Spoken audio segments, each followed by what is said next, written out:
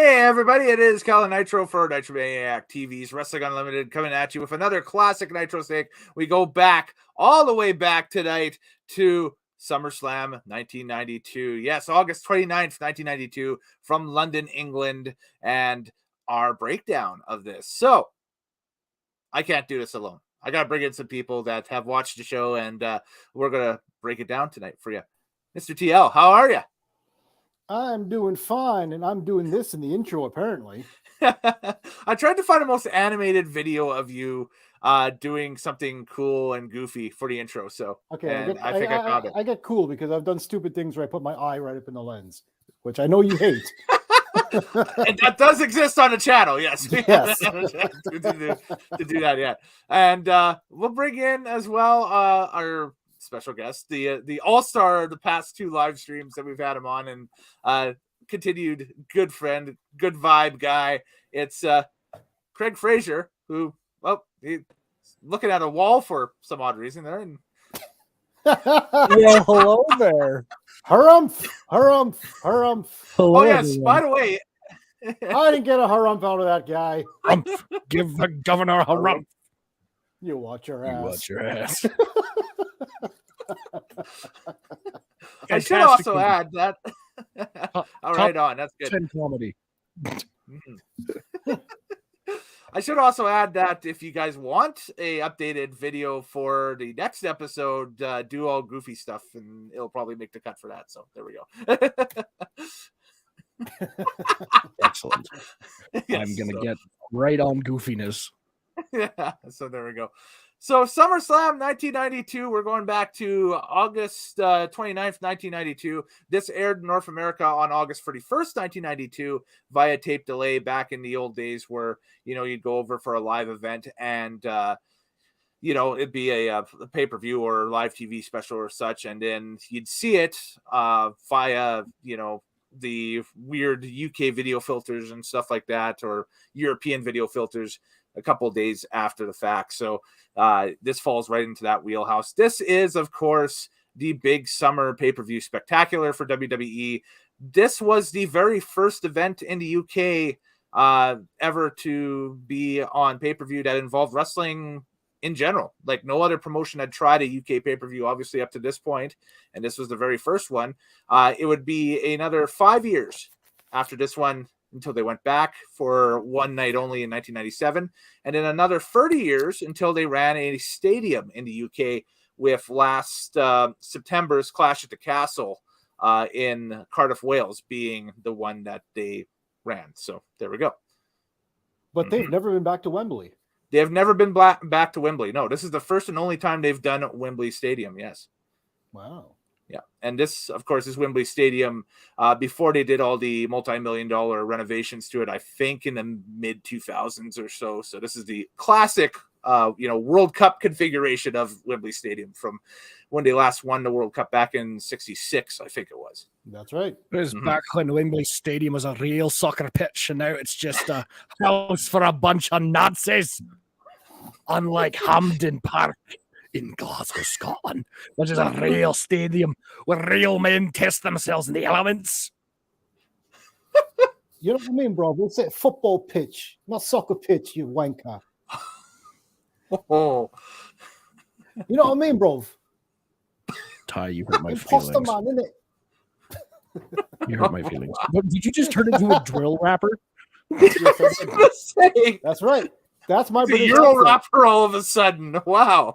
That's my British accent. Some people do the old classic Dick Van Dyke thing, the Cockney, whatever. I do, for some reason, British drill rapper. Big shot.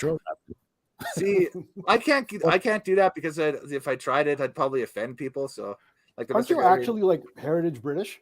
Heritage is kind of half Scottish, half Polish. So okay. I'll just 100% Euro, but that's the most of it. See if I try to do that. Hello, governor. Did you just hello, governor? Hello, governor. Okay, you know you were right. Let's just go back to being Canadians again. All right. The trumpets at two. Oh God. Yeah, that's why I stay away from that, obviously. And what do you think, Jesse Ventura? Well, let me tell you what I think. I think that all British accents were invented by the CIA back in 1964 in a super covert operation called Operation Tongue Tied. It was something it was created by the DOD in conjunction with Operation Beast Note, which involved training a 600-pound forest hog named Stromboli Oh God, not Stromboli. to be a high quality assassin that would Did surely you say Stromboli there? make you wet your pants, Mr. TL. Yes, I did. I didn't say that. There it is. That's what you said. I didn't say anything about that. You tell me what I said. You tell me what I said. JFK is still alive. Yes. Yeah. Oh, You know, it's funny we mentioned Ventura just because it's a good comedy break, but I kind of missed that voice on this Yes. pay-per-view.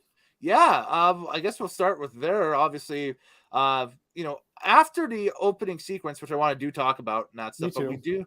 we do see who does the call for this. Here we go. This is Bobby Heenan and Vince McMahon, which is a really weird pairing for this show. Awful. You'd have Bobby and Gorilla doing this, or you'd have Vince and somebody else, maybe like Vincent Piper or Vince and Lord Alfred Hayes, maybe something along those lines.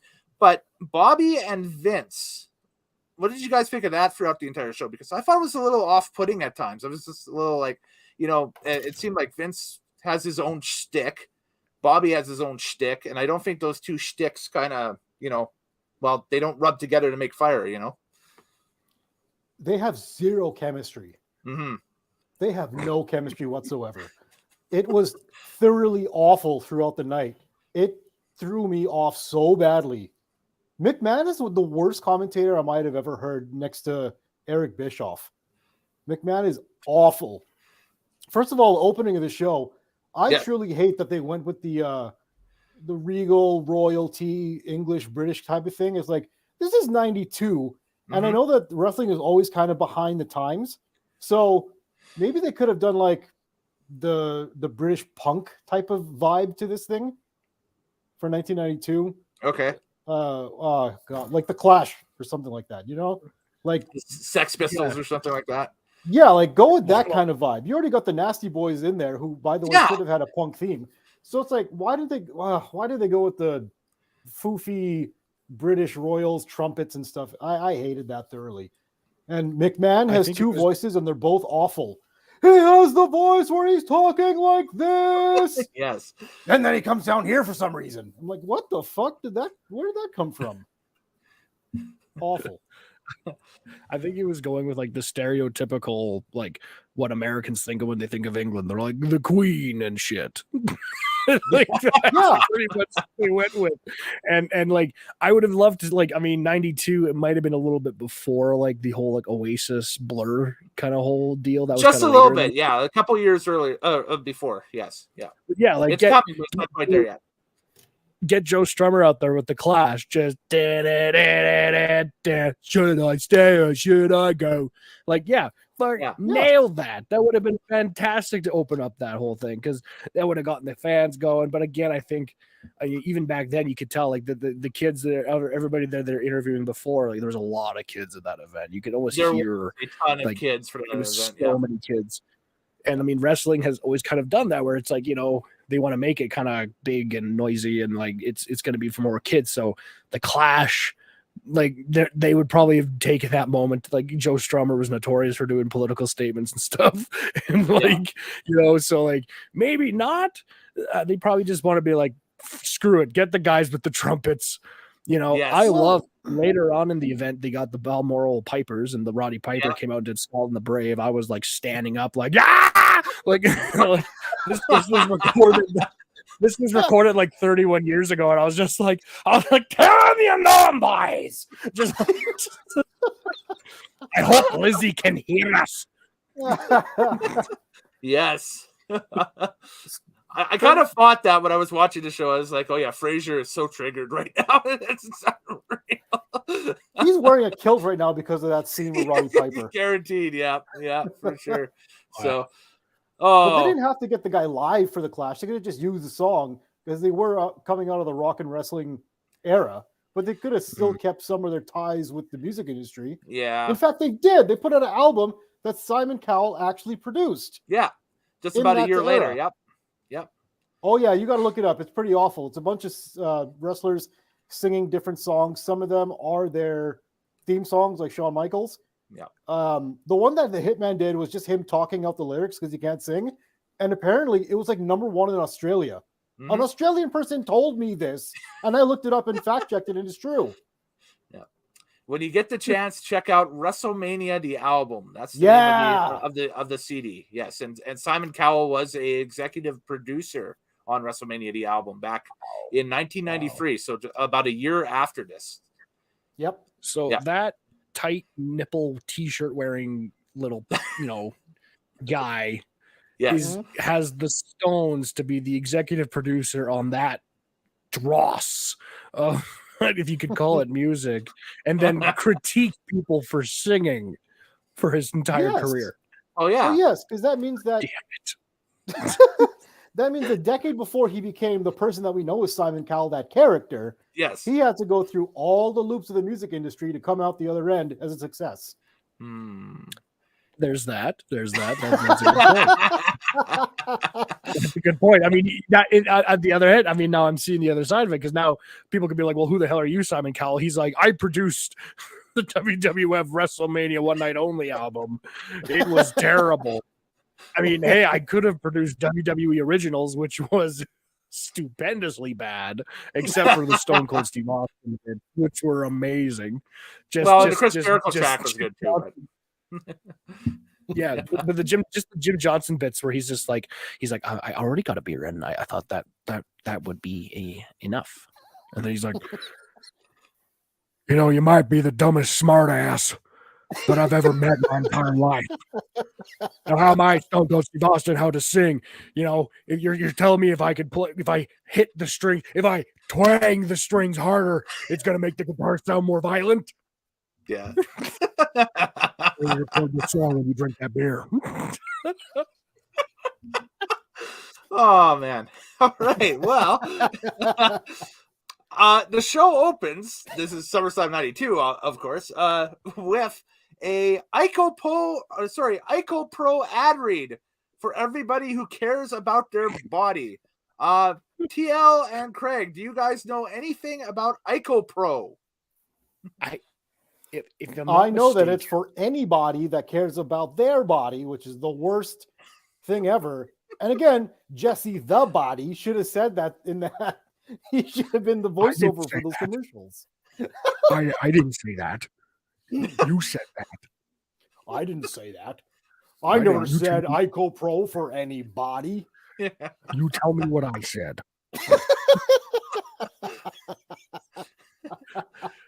I did. I all I know about Ico Pro is that I thought it was like some kind of like, isn't it like a supplement or like some kind of company? And didn't they get busted for something? They did because so the deal with Ico Pro is just off the top of my memory here. I don't have anything written down for Ico Pro specifically here, but they started advertising with WWE. Because WWE bought that company and was initially supposed to be one of the leading sponsors on Vince's World Bodybuilding Federation pay-per-views that started in around WrestleMania 8 earlier that year in 1992. So with the WBF kind of fizzling a bit by this time, by the time the fall of 92 starts, the WBF is no more. It's out of business. It's gone. But the Ico Pro sponsorship and all this product and that stuff is still owned and controlled by Titan Sports. So naturally, they make the switch to sponsor WWF programming as a presenting sponsor. And so that's why you see the Ico Pro bannering all over the place in events from, basically this one on through, 1995? End of 95, we stopped seeing them. The reason why they got busted is because they found out they had a whole bunch of, nasty additives and that stuff added into these proteins and stuff and everything that were, harming Well, I'll people. put it to you right? like this. They weren't health supplements. They weren't athletic supplements. They were specifically bodybuilder supplements. Yes. And what kind of supplements, pray tell, do you think bodybuilders need? Well, steroids. Steroids. It's growth hormones and different blood boosters. I'm sure just a bunch of things that if you were an athlete in any serious league in professional sports, that if you were taking these supplements, you would get red flagged big time. That's right. So yeah, I thought it was basically just a front for WWF to run steroids through, to their wrestlers, basically. And I thought that might have played a factor in the steroid scandal that happened not too long after this, like in the late 90s. Okay. The problem is that the U.S. government that was going after Vince at that time basically were just bumbling in their case, and their case was so. Yeah, if you go back and watch the Dark Side of the Ring documentary on the steroid trial, I forget what season it is. I think it was the end of season 3 that they did that, but they just outline it perfectly that they, the U.S. government basically turned a legitimate inquiry about steroids and the involvement of steroids in professional wrestling into a witch hunt, thinking that Vince McMahon was the be-all and end-all of this, when it turns out that it was much more deeply rooted than just, Vince. So that's the reason why Vince is basically off the hook at this point in his life, and that stuff is just due to the fact that off the US hook for those things. Yes, I should also clear that out. Yeah. There's still a bunch of stuff that's out there that he can be pegged for, definitely. But also, that's the reason why instead of having a body of muscles, the Ultimate Warrior was wearing a body suit airbrushed with muscles. We'll get to that when that match comes up. That's right, because it's time to bring up The Undertaker. Ooh, Undertaker! At the bottom of the screen is The Undertaker with all the results from the SummerSlam.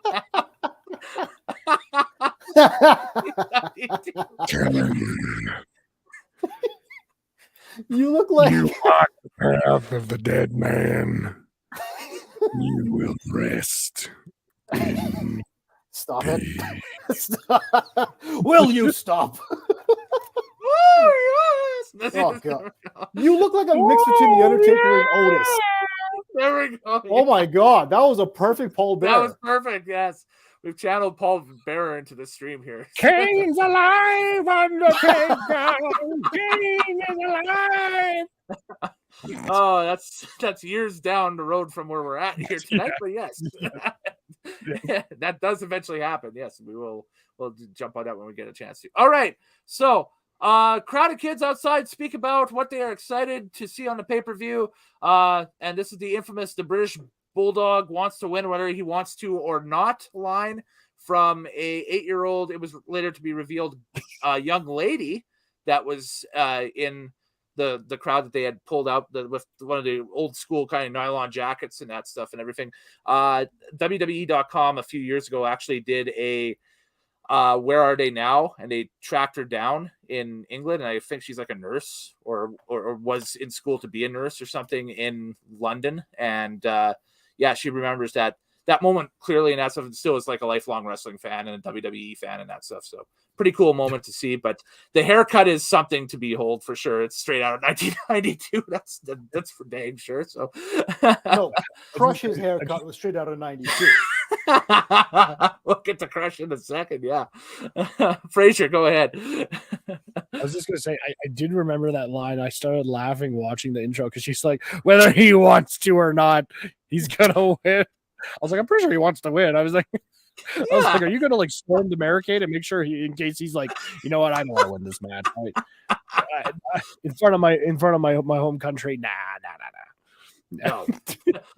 I mean, I'm just a friend with Lennox Lewis. Like, honestly, I just wanted to hang out with him for a couple of hours. Have an excuse. Yes. Canadian yeah. I know he was born in England, but I mean, Yeah. represented Canada in the Olympics. I mean, Yeah, his beat Mike gold medal was Tyson. for Canada. It was for Canada, yes. Yeah, Yep. boy. It's our boy. Love Lennox Mhm. Lewis. He's my favorite boxer. Yep, and choice. Very good yeah, choice. definitely. He was, I believe, living in Toronto at the time of this pay-per-view too. So I think he was training out of Toronto at the same time. So I yes, think so. yeah, definitely. Massive pop as Vince welcomes us to Wembley. It's Bobby and Vince on the call. We've already discussed that, and then it is now time, folks, to get into our first contest. Well, first we got to talk first about the dark matches that are on the card, just to notify to you guys that yes, there were dark matches on the card. There was a 6-man tag to start things off with Hacksaw Jim Duggan and the Bushwhackers. They defeated the Mountie and the Nasty Boys with Jimmy Hart in 12 minutes and 33 seconds. That was your first dark match. Your second dark match was Papa Shango defeating Tito Santana. That was a singles match that was 6 minutes long. And then the third dark match actually happened before the Intercontinental title match on the actual card, but was excluded from the pay-per-view that we see that's on the network and that stuff. And by the way, we watched the WWE Network version of this show. For anybody who was wondering, what version of the show we watched and that stuff, it was the WWE Network version of it. It was in the third dark match, Tatanka defeating the Berserker with Mr. Fuji in 5 minutes and 46 seconds. So, Craig, I'm sorry, the Berserker match didn't make the pay-per-view at all here. I'm that was so just pissed. I know. I know. I did want to say, like, I did, like, Ty mentioned how it was awkward between like Heenan and McMahon, like they had no chemistry. I felt like it was almost as if McMahon was like trying to clearly at this time he was running the company, but people, I think the whole kayfabe thing was still very much intact. I don't think Dr. Death had punched what's his name from Fox. Yeah. Oh, that was a few years earlier, but that was the start of it. But yeah, there was still that was 84. Okay. So, but there was still an element of kayfabe in there. Yeah. Okay, because I was wondering, because I still think that but I think that not a lot of people knew that Vince was the guy. Like actually running it, the owner. I think they were still. I think I even heard it. They were still using the WWF president, whatever his name was, as like the guy that made the match or whatever. Yes. Jack Tunney. Jack Tunney. Yeah. And so, Vince. It very much seemed like Bobby was sometimes just going off the cuff, and Vince was like, "Don't." Like just kind of like sitting there shutting him down. But there was a moment on that call right in the beginning where like Vince is setting up he's pitching the match. He's like, Mr. Perfect, where will Mr. Perfect be? Will he be in the corner of the Ultimate Warrior, or will he be in the corner of Macho Man Randy Savage? I ask you, Bobby the Brain Heenan. And Bobby Heenan with a crown on his head just took a second, looked into the camera and just went, woo! Just left her. He didn't answer the question, and I was like, "What was that? That didn't set anything up. Was that an agreement? Like you? Oh yeah. Funny enough, I thought that made sense. I thought that made sense. It kind of does. Because Bobby was being tight-lipped about knowing who Mr. Perfect was going to be on the side of, and he looked at the camera and did a Ric Flair woo. Because Ric Flair was, I guess, the owner of Mr. Perfect's services. Yes. Does that make sense? Yeah. Okay. So I think he just alluded to his guy instead of answering a question that he actually didn't know the answer to. Yes. Don't forget, this is still the era in pro wrestling where it was still legal to own people. Yes. Right. Except for poor Virgil. Yeah, you're totally right though that Heenan and McMahon seem to be on two different scripts completely. Like Heenan just wanted to get his quips in, and McMahon had no comebacks for it other than to like. I'll give you an example. If Bobby was here, he'd just be like, "Oh, 25 minutes and we still haven't gotten to our first match yet. Someone get me the old fish and chips." And McMahon would go, "What?" And that was it. Yeah, that was the end of that conversation. Yeah. That's right. That's it. It just stops it right down. See, Heenan needs somebody to play off of, and that's why the Heenan Monsoon combination works so well, because Gorilla was always the straight man and Bobby could bounce off of him. Yes. And then Gorilla could also fire it back at Heenan as well. Yes. Too. So that's why it worked great. Or at least acknowledge it with a will you stop? Vince and Jesse Ventura. That's a similar situation too, because Ventura could say something, Vince could bounce off of that, and or vice versa. Like, you know, and when you got this, when you tried to do a hybrid of the two here, well, because Ventura has left the company at this point for a while now, I actually think he's in WCW at this point, or is close to signing and making his debut in WCW in 1992 when SummerSlam is on. Yeah, Ventura tells a story about this, the real one. Yes. Apparently, this is about the time where he left the company because there was a video game that Sega Genesis was doing about one of his movies, but he wasn't allowed to sign off on being a character in the video game because he had his rights to the WWF at the time, which Body said was ridiculous. So he left the company in order for them to make that game. It was to get his paycheck from Sega. It was supposed to be based on the character he had in Running Man, the Captain. Yeah, there you go. Yeah, that's what it was. Yeah. The video game was actually a project that I was working on with the CIA through Sega Genesis. It was a video game going to do mind control with Project Beast Mode. It was because people were being trained like the 600-pound forest hog named Stromboli. Oh, for God's sake, the video game Stromboli. was teaching people to become deadly assassins. That is why I left. Stop? You stop. I'm still there. I'm still there. I'm trying to get the name here quickly, and there's a quick aside as well. It's a fellow recently. One of the fellows. I'll drop the name of the podcast. It's the Our Vantage Point podcast. They do a lot of retro stuff on WWF and WCW cards and that stuff. It's a great listen to. One of the guys on there, Joe from the Our Vantage Point podcast. If you go to his Twitter account or just seek out Our Vantage Point and just click on the one on the top that's named Joe, you go to his account. He's been feeding dialogue and that stuff into an AI computer and has got a AI computer doing Gorilla Monsoon. And I've been watching this. It's a dead on sound alike, and it's if Gorilla Monsoon came back today and had a wrestling podcast. It's phenomenal stuff. It is phenomenal stuff. It's great. Is so funny because he's got Gorilla, he's got the Brain, he's got Mean Gene. Yep. In one episode, he had Russo and Jim Cornette. Yep. There's a cameo this week from Jim Ross. Yeah, all these voices come across, and they're so funny. Is it an impression? No, it's not an impression. What it is it's an AI program that he's fed in, and AI is so good now for short periods of time that they can kind of deep fake the voice and imitate the voice. Yeah, so they can take your voice, TL, throw it into this program, and then within, I don't know, an hour or so or something like that, and have something that sounds like you.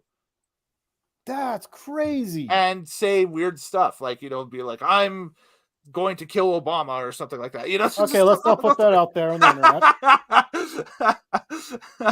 That's why they took that book from Jim Ross and they made him a vegan barbecue cookbook called GR's Vegan Barbecue Cookbook. But yeah, if you get a chance to check that out, that's on the Our Vantage Point podcast page. Was that Jim Ross or who was that? Well, my Jim Ross is only good when he's like yelling something about something like, "Oh my God, it's Austin! Oh, Austin coming down, Austin is him! Oh, he's talking, King." Basically, when Jim Ross is having seizures, when you're at your best. Yeah. Yes. Killed him. Yeah, exactly. So, but all right. Now that we talked about that, let's get into the actual meat and potatoes of this pay-per-view here and get into our opening contest, which was a tag team attraction scheduled for one fall. And it was Money Incorporated. So Ted DiBiase and Erwin R. Shyster taking on the Legion of Doom, the Road Warriors, and this contest ran 15 minutes and 10 seconds with the LOD getting the win off of Animal's Power Slam for the finish. This is one of the more iconic Legion of Doom matches because they come in on the motorbikes. We see Rocco in his full glory right on the front of the motorbike with Paul Ellering in behind there and that stuff. And did you know that Rocco was supposed to be a veiled, I guess, rib at Jim Hurd, the guy that used to run WCW at the time, but I guess Hawk and Animal, that used to be Hawk and Animal's boss as well. But that's who Rocco the Dummy is based off of, because they obviously didn't like Jim Hurd. So if he's a rib on Jim Hurd, why it's does a rib he on look Jim like Hurd? Eric Bischoff? Not quite on Eric Bischoff, because I don't think they were in the WCW at that point at about the same time. Of course, Eric would sign the LOD as the Road Warriors in '96 for a short run in WCW. I'm just saying the Dummy looks like more like Eric than he does like Hurd. Well, I think the insinuation is that the Dummy has no brains, so it's just a puppet. Which, by the way, let's. I just want to know, why did Ellering and the Dummy lead the charge? Shouldn't they have been bringing up the rear? I don't know. Maybe their bike started first. I don't know. That's ridiculous. Also ridiculous. The $1 Million Man literally looks like $1 million here, and Erwin R. Shyster looks like a schmuck. Just red tie suspenders, cut off sleeves. He's an accountant. No jacket. He looks like a complete with an elbow pad. What a schmuck. And he gets the mic. He gets the mic at the top of this. Not the $1 Million Man, not the guy that actually cuts promos. IRS gets the mic. Well, tax cheats, right? So he wants to talk about the tax cheats and such and the like. And for such a horrible line. England wouldn't be what? The Queen wouldn't be broke if you paid your taxes. What the fuck are you talking about? I think he was making a jab that the English taxpayers don't pay enough to the royal family. That's right. And I think there was some sort of big controversy about it at the time. A long contested issue is how much money does the British public actually need to pay these people that sit in a palace?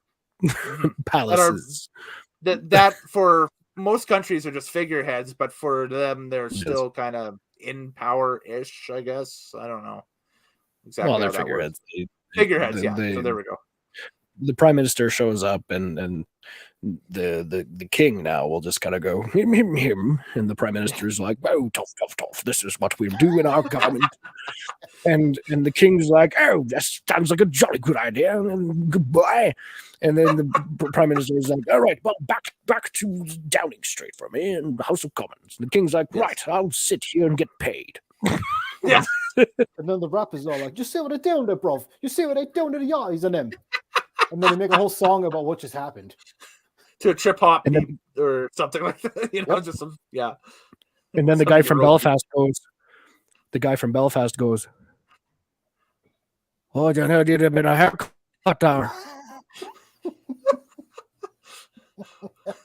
Nice tie over here, then. And then Bobby Heenan goes, "What did he say?" What did he say? Did he get my tea and crumpets yet? Will you stop? Will you stop, Bobby Heenan? You're awful. All night he's been running that same joke about the tea and crumpets, by the way. Yes. Bobby Heenan did that for 3 straight hours. He did. Yep. Also calling himself the King of England. Mm-hmm. That's right. And what would you know, Bobby? I'm the King of England. I know everything. He also mentioned that he was going to take Buckingham Palace and move it into Beverly Hills. Yes, he did say that. Just fly it over. It's that simple. Yes, just get the big old Concorde jet over top, and it's. I do like when somebody got kicked in the gut and he said, "Oh, he hit him right in the fish and chips."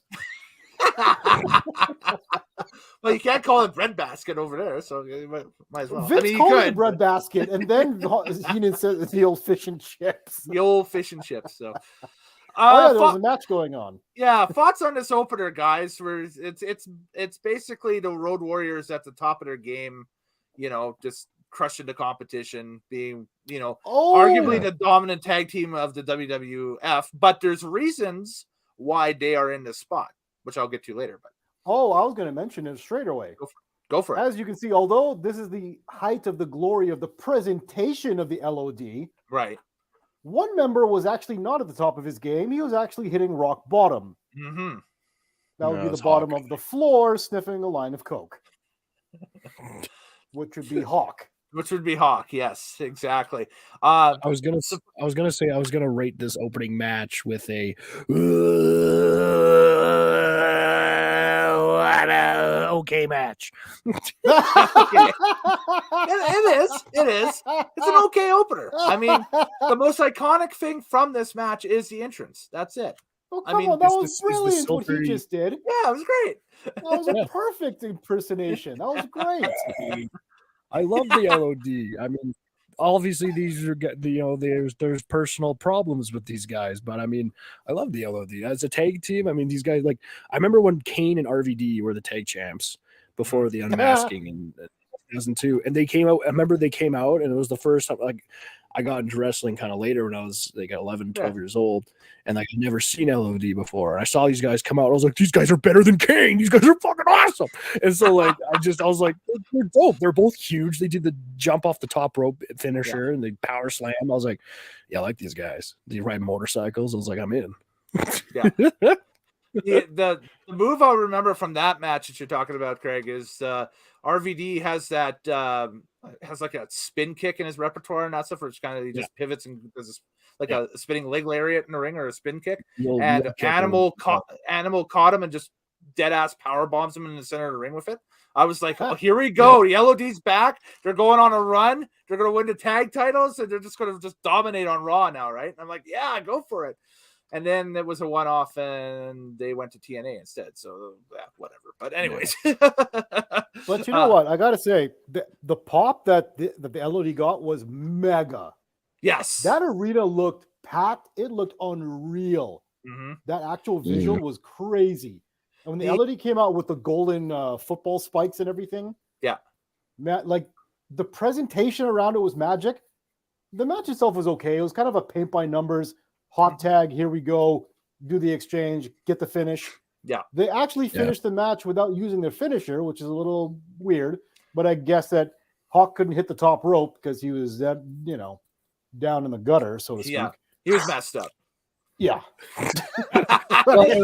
Exactly. I was just gonna say, because I know from what I know of the LOD, they obviously they kind of really bounced around. They're really known to whichever brand and whatever promotion they went to, like they were like pretty well renowned. They were one of like those tag teams, one of the first like around the world. Everyone knew who they were, from Japan to US to England, and that's why I was like in Japan and Europe, like the LOD had already done like almost a decade at that point, I think, not quite a decade, but of matches, and like they were popular in the US, but they were almost more popular in Europe and Japan. Like they were very popular. So I think leading off that was maybe Vince kind of just doing that whole like that'll pop them, that'll get them, go like, oh, here's LOD, they're gonna kill these guys, these pretty boys with their money and all that stuff. Yeah, get on LOD. So, and I thought it was a good match. Like Ty said, I don't have much to add to that. Like it was, the couple hot tags, a couple momentum shifts, but then LOD comes in and squash them at the end. I was like, yeah, there you go. But it was a good. I do have to say, the managers played almost zero role in this whole thing. Mm-hmm. Ellering and Jimmy Hart on the other side. I'm like, well, you can hear Jimmy, but that's about it. You can hear the puppet too when you put the camera up close. He's going, LOD. Like, what the hell is that? That was scaring the hell out of me. I was like, no, not the puppet. I was like, LOD doesn't need a weird puppet mascot. They just need Paul Ellering looking like he's going to murder the other manager. And like, that's what it was in the 80s. Yeah, like why did they holding a chain on his hand, like I'm gonna wrap that megaphone and stick it up your ass, Jimmy Hart. Like, get him, Ellering, get him. That's what. Tell him, Paul. They're LOD. I totally agree with what you're saying. Like that's the Road Warriors didn't need any extra additives. However, when Vince got a hold of them and made them the Legion of Doom, he's going to put additives. He's like anything else. Yeah, of course. He puts so much additives on stuff that makes it his own. Look at what he did to what's his name? He was like NXT champion, and they just ruined him in WWF not that long ago. Everybody, he take your pick. Yeah, Yeah, I was going to say, what are you talking about? Karrion Kross. That's the Karrion Kross. Yes. Yeah. I was going to say, take your pick. How about like, Bo Dallas? Yeah, Bo Dallas was another one. I thought personally, Neville. Yeah. Or what about Pac now in AEW? So. Bobby Adam Cole. Yeah. Oh, Adam Cole. Yeah. I thought you were doing Bobby Roode. I'm like, whatever happened to him? Does he still work for the company? He's still under contract with them, as far as I know. He's just not been used for what. I haven't seen him since before the pandemic. Yeah. I think no, he was on NXT like a couple of times, was he not? Anyway, whatever. That's current day stuff. So talk about that in the current day. So that's it. But anyways, yeah. We'll move on from there. Like I said, just to wrap that up quickly, it's the only reason why people remember that match, honestly, is because of the entrance. That's it, because it's iconic. It's the Road Warriors rolling into Wembley Stadium, crowd popping on Harley Davidsons and that stuff and looking badass in the ring. And then, they got the win over Money Inc. Woohoo, that's great. This would be the last appearance of the Legion of Doom on a WWE pay-per-view until WrestleMania 13 of 1997. Wow. Oh, wow. Mm-hmm. So 5 years off right there. Yes, exactly. Right there. It's because of the Animal and Paul Ellering. They make the trip back from the UK, but Hawk does not. Yep. For various reasons. And the split of the Road Warriors happens soon thereafter, where Animal, I think, hurts his back in a singles match with... I think it's one of the Beverly brothers on a Superstars taping or something. And so he's out for a bit.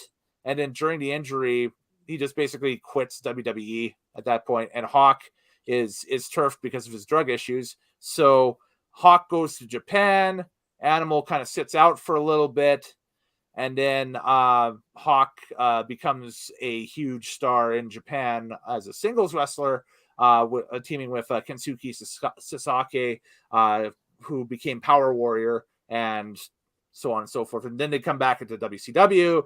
Animal comes back, and then it just kind of snowballs towards late 90s there. So there's your LOD. Well, what about my tea and crumpets, McMahon? Will you stop? There we go. So there's your quick... Before we go on to the next match, I'll cap it all off with another one.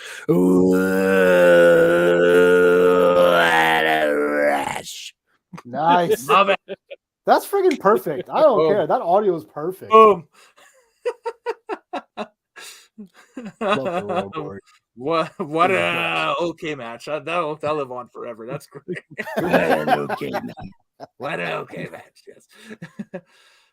All right, Craig, we're going to need your talent here because Mean Gene is backstage with the former undisputed World Heavyweight Champion, the Nature Boy Ric Flair, who is over in England. Woo! Look at this, Mean Gene.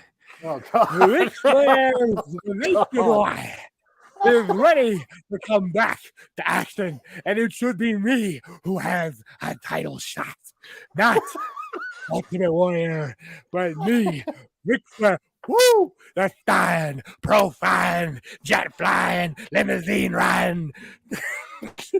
But tell me this, Ric Flair, why are you dressed for competition? I just like to wear this robe wherever I go. Woo! Because the Nature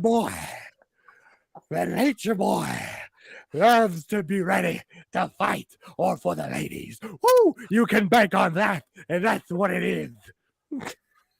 But Ric Flair, we hear about Mr. Perfect. What side is he going to be on? Is he going to come out to the corner of the Macho Man Randy Savage or the Ultimate Warrior?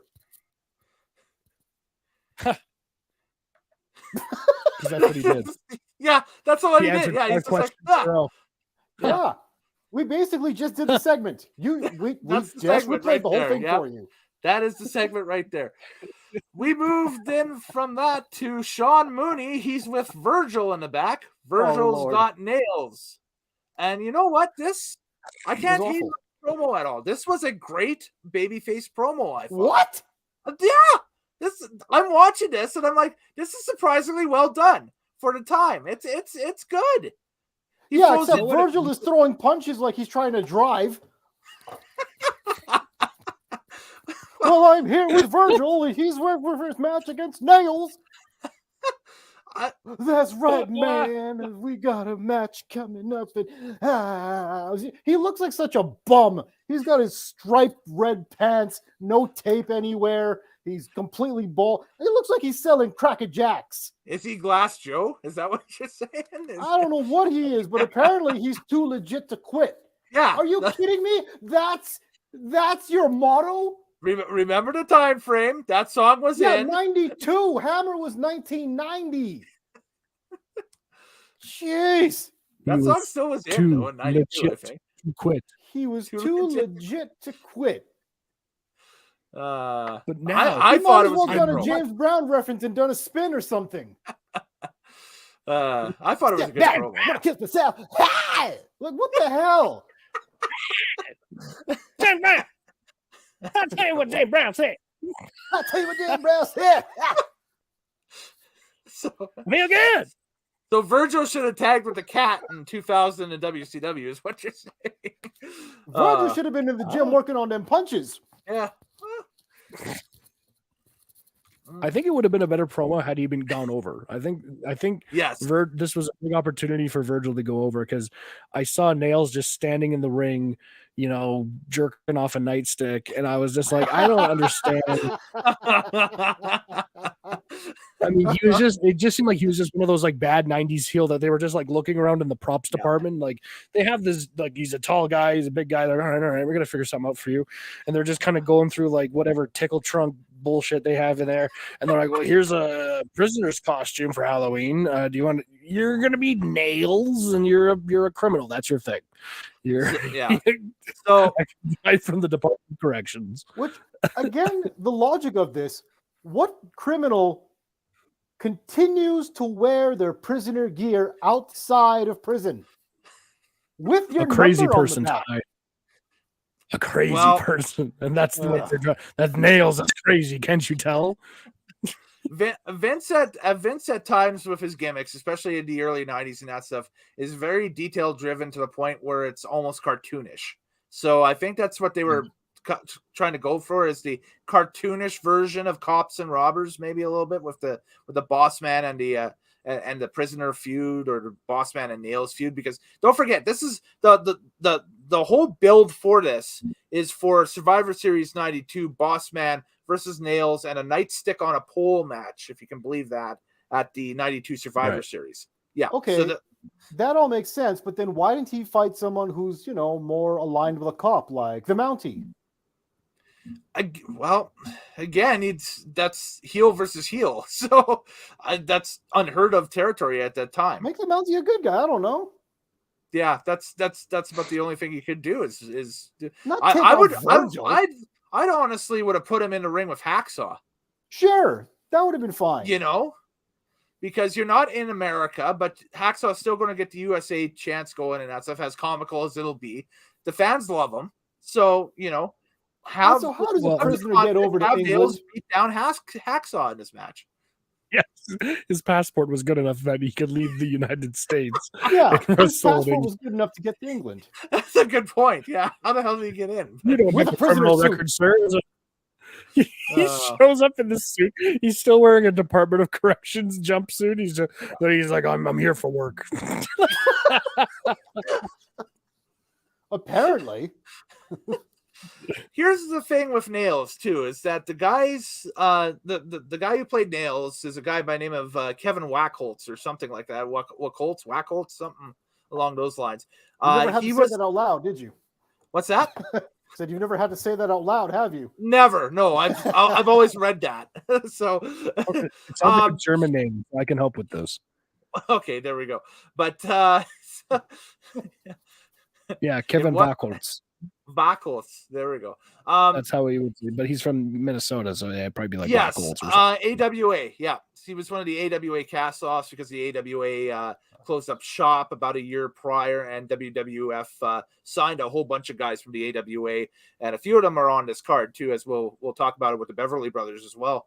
But they bring him in, they give him the Nails gimmick, they build up to the match with the Boss Man, and then he basically is gone from WWF TV right after, and the whole breakdown for that is first this match here with Virgil, he defeats him in 3 minutes and 55 seconds. So this obviously is just a squash to try to get Nails over with the audience at this point, and that's to basically establish him as a threat.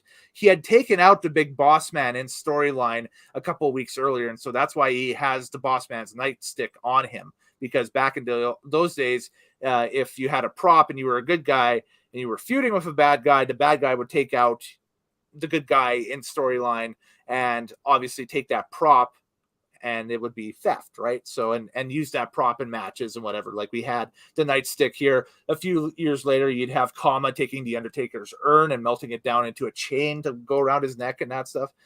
So it's it is what it is, right? Isn't it about time for my tea and crumpets? Yeah. So will you stop? Yeah. Upset about the amount of his pay for appearing at SummerSlam. This is from Wikipedia. Kevin Vackles. We'll use the best German I can do here. Confronted WWF owner Vince McMahon after Survivor Series in 1992. So after the next pay-per-view. According to reports, he legitimately attacked Vince McMahon. As a result, Nails was fired from the WWF. He briefly appeared in World Championship Wrestling as the Prisoner, which is the same gimmick, except they changed the color of the jumpsuit, like legit. It's not orange anymore. It's black in WCW. And but was released after the WWF sued WCW because the Prisoner's similarity to the Nails gimmick or Nails character. Just to close this up, the anger between Vackles and McMahon spilled over into McMahon's 1994 trial, in which McMahon was accused of distributing steroids to wrestlers. Although Vackles testified against McMahon, his statements, which included, and I quote, "I hate Vince McMahon's guts," ultimately proved harmful to the prosecution's case. So we're looking at the one wrestler that screwed up the entire prosecution's case in the steroid trial on Vince McMahon.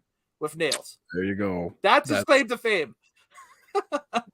he couldn't have held back for 1 minute. In the courtroom, he had to. I hate his guts. It's like, wow, that's intense right there. So yes, they're going to use them against you. Good job. The district attorney has been like, just. I think our segment on this match is longer than the match. It is longer than the match, and I haven't even shown the gimmick for this or the graphic, but there you go. That's what everybody saw. So God, Virgil's such a bomb, especially after we saw how amazingly over he was with the crowd when he turned on the Macho Man. Yeah, when he turned on the $1 Million Man. Yeah, $1 Million Man. Yeah, at Royal Rumble 91. This is a year and a half later, and look at him. He's jobbing. He's jobbing on a pay-per-view in front of in front of all of Europe. I'm the King of England. I really want one of you to thank you. Somebody. I can't do both parts. The gimmickry continues here as we go backstage, and Lord Alfred Hayes is in the back looking for Mr. Perfect. Greg, you want to do this impression? He's like, I'm standing in the back here, WWE SummerSlam or WWF SummerSlam. He's like, I'm looking for the whereabouts of Mr. Perfect, and I'd rather wager he might be here with the Macho Man Randy Savage. So I'm about to go knock on his door and see if I can find Mr. Perfect. It's just like. The door is locked. I wonder if he's here. I do declare, I'd rather not disturb him. But I mean, if we have to determine where the whereabouts of Mr. Perfect. I've been here quietly and politely for the past 30 hours, and no sign of either the Macho Man, Randy Savage, or Mr. Perfect. Basically it. This door is clearly locked. Back to ringside. He's just completely half-assing it at this point. That's just what he's doing. Oh, that really happened, folks. That's actually what we just reenacted. That's exactly what happened. Yeah. Yeah. With all the intensity of OD-wired C-3PO. Just wondering where Mr. Perfect. Yes, I have written down here. So I forgot to say that throughout this entire night, they have been going back to on commentary again and again and again. What side is Mr. Perfect going to be on for the match between the Macho Man and the Ultimate Warrior? Doesn't matter what match it is. Doesn't matter what's going on in the ring. Doesn't matter what shot they're shooting on the camera. Yep. They are talking about this storyline again and again. When there's when there's a miles above better storyline happening in what would be the last match of the night. And there's little to no mention about that at all. None. Throughout the show. They even called it the main event, which happens in the middle of the show. Yes. Yeah. At least you don't have Macho Man Randy Savage watching the match on like a monitor and being like, "Oh yeah, sure. So we're gonna go take out the Ultimate Warrior. This is what we're gonna do." Like, at least you have the weird. Oh, he's coming back here. Let's go hide in the bathroom. He said no. Nobody says no to the Macho Man Randy Savage. I'm gonna go get him. I'm gonna get him right now. In that goofy goose run. Yeah. By the way, we do see kind of a little bit of it in this show, but not a whole lot. But anyway, you were saying?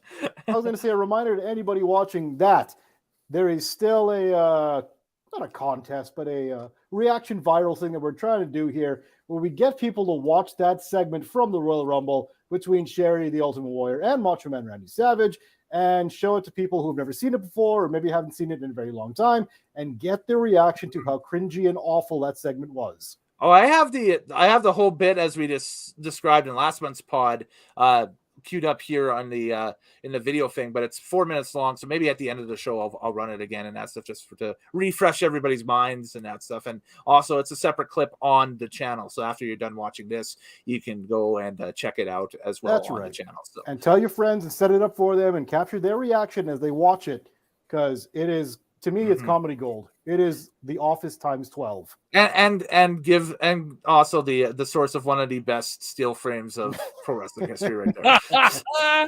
The sneer, it's the sneer for me. It's the warrior will not submit.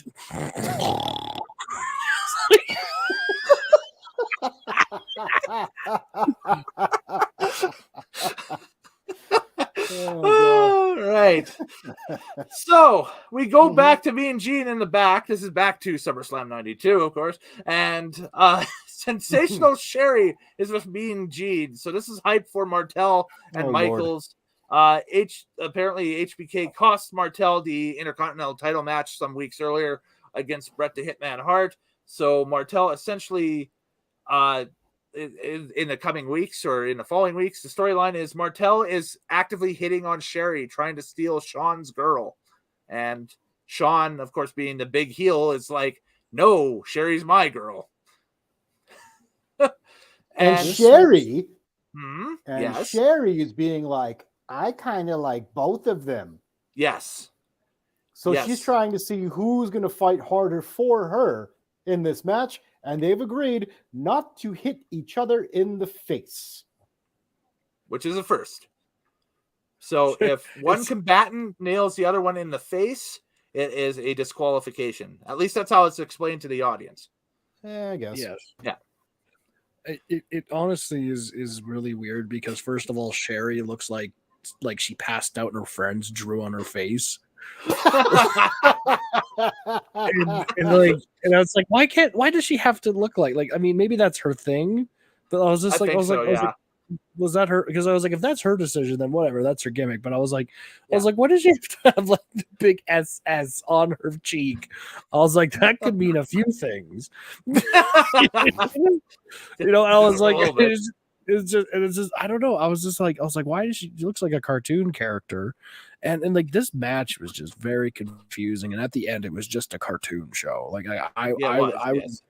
I was like, what is happening? And then like when he came out with the bucket of water, I was like, he's gonna hit him with like I remember because I was like, he's gonna come back out with something. Martel's coming back out because like they just kept going back and forth. Like, I'm gonna pick up an unconscious Sherry, which by the way, what acting? Just like the match is happening, I'm passing out. She just faints, falls off the ring, and then they just the double count out because they're fighting outside. I was like, oh, that's a lame ending to this match. And then she does the cartoon thing as well, where she's laying there, but she pops one eye open just ever so slightly. Yeah, just look to around, see. and then as soon as the camera starts, and she's like, "Uh-oh," and it goes right back to it. You know. Yeah, I'll try to sum this up for anybody who didn't see it. They have the match. It's going. They do some good moves here and there, but they refuse to hit each other in the face. Then they start hitting each other in the face. Yes. Yeah. And then they start hitting each other in the face. And Sherry's like, "No, please don't stop." And she faints on the apron and then rolls off to the floor. By the way, she has assless chaps, and they can't stop talking about it on commentary. Vince McMahon made a Twin Peaks reference. I was like, what the hell? Yeah, they keep talking about her butt cheeks. They're like because Shawn Michaels picks her up, throws her over her shoulder, and he's just like, "Oh, it's a full moon. Is that Jupiter?" And I was like, yeah, what the fuck? Just like I was like, yes, Sherry Martel has a butt. And but also both Shawn Michaels and Martel keep pulling each other's pants and tugging each other's trunks as they're doing roll-up pins, giving each other so their ass is showing every 2 seconds by the end of this match. It's two mid-card heels trying to out-heel one another. But the crowd is firmly behind Shawn Michaels. They are. Yeah. Which is a little weird. Yeah. I think it's because Martel came into the ring dressed up as like he's at the British Open or something like that for tennis. Yeah, he just came with a tennis jacket and a white coat and said, "Take that, Andre Agassi." I'm like, what? He ain't even British. What the fuck? It's because, and they mentioned this in the match, that Wimbledon was like a couple months before that, and Andre Agassi won the Wimbledon that year. Okay, that was when that's when he had like the long hair, and he came out in like the tennis shorts, the white tennis shorts, and like he had the sweater around his neck. That was the Andre Agassi look at the time. So he came out, and I think part of it was because he was playing the heel, and Agassi is Australian, and I think he beat. Forget who one of the English players was that everybody was kind of supporting to go to Wimbledon. It wasn't Sampras, right? It wasn't Pete Sampras. It was somebody else. No, that and Pete Sampras is American. He beat a Croatian in the final, but I think there was somebody on the way to the final that Agassi beat. Yeah, I think Agassi beat. He came out like, "I'm Agassi," and like people were just like, "Oh, this guy." I think it was like the equivalent. It wasn't a British guy. It was Goran Ivanisevic. Yes. Goran Ivanisevic. Yes. 6'7", 6'4", 6'4", and 6'4" to win the what they call the gentleman's singles tennis title at the night. Yes. Wimbledon, the gentleman's singles title. Yes, yes. I remember Goran Ivanisevic. Yeah. There's a name. Yeah, he came back in 2000 as a wild card. And he won Wimbledon. That's right. I was glued to my television set. I'm glad you were. Yeah, you don't remember that? Here, this is every tennis judge at the French Open. 15 love. Quiet, please.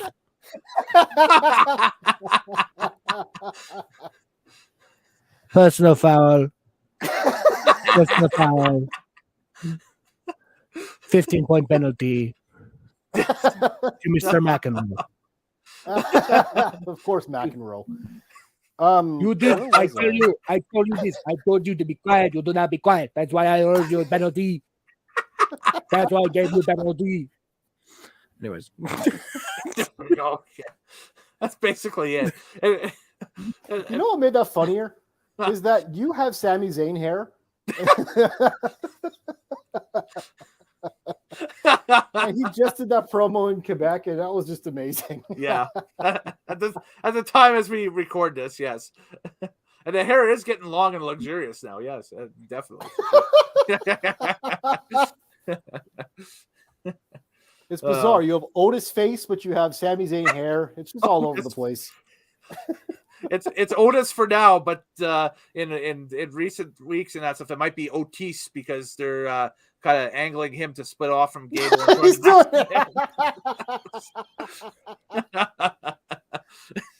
Now you gotta say, "Oh yeah, oh yeah, Oh, yeah. Mandy Rose is my girlfriend. wow, Tucky, good Tucky, reference. Tucky. Oh yeah, Tucky." Oh yeah, Tucky. Oh man. Okay. I lost where we're at. All right, here we are. That's okay. This match was shit. Yeah, it Well, was. I was gonna It's say, a weird the thing about- match. I've written This down here that match- this is just a bizarre match. It's just It strange. is. It's like at the end, the thing, and like he comes out with the like when he came back out for the last time, I was like, oh, of course he's gonna come back because they've been. Sean picks up Sherry, Martel attacks. Martel grabs Sherry, Sean attacks. Sean grabs Yeah. Sherry, Martel attacks. But and when he ran away for the last time. And then he came out again with a bucket. I was laughing my ass off. I was like, "Oh my god!" I was like, "He's gonna throw it and it's gonna hit." And I knew I called it. I was like, "He's gonna drench her with water, and then they're both gonna chase off into the back, and she's gonna do this. It didn't work." And I was like, "Okay." And I think the real crime about this is like you have Rick Martel, great talent, and Shawn Michaels, one of the best talents ever. Mhm. That match could have been a 20-minute Masterpiece. Masterpiece. You could have had something really good with that storyline, and those guys could have really ripped. They could have stole away from the final match. you know, and they could. that, They could have. it really But could have been better. Instead, we get some cartoon bullshit because it's all about Sherry. So as you can tell, folks, the bar is being set lower and lower as this card keeps continuing on and on for the main event, or not the main event, but the last match. One last thing I just remembered. Why does Rick Martel's theme song sound like Val Venus's theme song? Same guy wrote it. That's how it probably. But it's odd Better how question is- similar they are. Why was Val Venus a poor man's Rick Martel? I went there. Yeah, there we I go. Went There we there, go. Val Venus. Well, Val Venus was a porn star. Rick Martel was just a model. I don't know. Both Canadian. Yeah, Both Canadian. both Canadian. Both One from Canadian. Quebec and one from Ontario. So Oh, there you go. there we go. Yes, absolutely. Yep, definitely. Next. Definitely. Going on the card here, Sean Mooney is in the back with the Nasty Boys. They say they want the title shot over to Beverly's at the Natural Disasters. And Jimmy Hart says, of course, you'll get a title shot. This is part of Jimmy Hart's storyline right now, is that the man is managing too many goddamn tag teams. You Yes, got he too is. many teams on the go. He's got Money Inc. and the Nasty Boys. The Nasty Boys like, where's our title shot? Right. Yeah. Yeah. And I'm He like- had just split from the Natural Disasters as well prior to WrestleMania 8. So they dropped a team from his stable, but he's still as a heel. And this is his last year as a quote unquote heel because he becomes Mr. Hulkamania in 1993, basically. Jimmy Hart. With Brutus the Barber Beefcake. With the Mega Maniacs, right? Yeah. And even that's a tag team. So he goes right from a tag team to another freaking tag team. It's like, what the hell's going on? But Where's our title shot? the Nasty Boys kind of remind me of every single henchman villain from any cartoon in the They early look 90s. like Bebop and Rocksteady. Rocksteady from the Teenage Mutant Ninja Turtles. Yeah, I was gonna say. Yeah, that's the whole thing. If they Yep. did a lot of coke. Well, if it was, if they brought back the Teenage Mutant Ninja Turtles with a Christopher Nolan influence, there you go. That's Bebop and Rocksteady. Pretty much. Pretty much. Let's move on. This was junk. Yeah, it was. Yes. The next contest was the WWF World Tag Team Title match, where we had the Beverly Brothers, Bo and Blake Beverly with the Genius in their corner, taking on Typhoon and Earthquake, the Natural Disasters. The runtime for this thing was 10 minutes and 30 seconds, with the Natural Disasters getting the win in this contest. This one doesn't need a lot of talk. It's No. almost a copycat paint by numbers tag team match as per the first one. natural disasters were so huge and mega size. I don't really know how they would have lost the tag team titles in a realistic way because they're so damn big and athletic. Yeah, they're not losing them to the remember- Beverleys here. No. I don't remember the Beverly Brothers at all. All I know is they look like trash. So And then it looks like men on a mission stole their gear and painted the white parts gold. So the Beverly Brothers are the former Destruction Crew from the AWA. You know how I was talking about AWA cast-offs coming into WWF at this time and that stuff? Well, the Destruction Crew were amongst the last super teams to come out of Vern Gagne's AWA at the end of the 80s and the early 90s there and that stuff. So they signed with the WWF. They immediately get paired with Lanny Poffel, the late great Lanny Poffel, the genius, as their manager. And this was the pairing for them for over a year or so. There is a current tie with somebody that will be on the roster shortly on the WWE roster with the Beverly Brothers. Is that one of the Beverly Brothers, Blake Beverly, aka Wayne Bloom, his son Cal Bloom is now in NXT and wrestles under the name of Von Wagner in NXT. So, and he's a big 6'6", 6'7" super heavyweight, probably earmarked to make a debut on the main roster sometime over the next year or so. So, I was actually going to say, you know what? I liked this match because of the crowd reaction to it. Mm-hmm. This is one of those matches where it's like, you know what? Okay, maybe this was just, you know, they went out there, they did the spot, they did, you know, the Beverly Brothers got some offense, and then, you know, Earthquake got the hot tag, and then he comes in and cleans house, does the Earthquake, does the sit, you know, pin. But just the way, and I you know, yeah, sure, he's Canadian, so I got to pump his tires, but like John Tenta, like for like a legit sumo wrestler, you know, he can move. Big and strong, and could move like a Shockmaster. Shockmaster. Yes, he's in this thing too. But he's I mean, in this thing too. Fred Ottman. But I mean, but yes, but I mean, the thing about this is watching how this. I think in my mind, this is a textbook of how wrestling is about your skill in the ring and your work, but connecting with the crowd. That's and right. You got a young crowd, a lot of kids. These guys are giants, and the Earthquake. It's a fun move to watch. It's like when Scotty 2 Hotty did the worm, or Rikishi did the stink face. You know, it was fun to watch. Fun to watch, yes, but this looked way more devastating. The other two were just straight for comedy. Yes. Mm-hmm. That's the big difference. I think the reason why this one was more devastating is just the way it was applied and that stuff. Well, especially in this match, because he dead ass knocks Blake Beverly off the apron on the Earthquake attempt for the finish for this thing to get the pinfall. And that was a great bump that Beverly takes on the outside off of that. He sells it like nobody's freaking business. Like he gets shot right off that freaking apron and probably onto the floor at ringside. It's unreal. And somewhere in this match, one of the natural disasters hit a beautiful belly-to-belly suplex. I think that was Ottman. Yeah, the Typhoon. It was Ottman Typhoon. Yeah, he hits that one. He grabs the guy, just spins him over, and like it just really beautiful. It got the crowd into it, and like to me that's a good. I mean, I think I heard a wrestler. I think it was Simon Gotch talking about it once when I was listening to him, and he was talking about how, you know, he's like, you can have a great technical ability and everything out there, and you can play within the ring. But he's like, honestly, the best match I ever had wasn't what I felt was my best match. It was the match where I was like, the crowd's eating this up.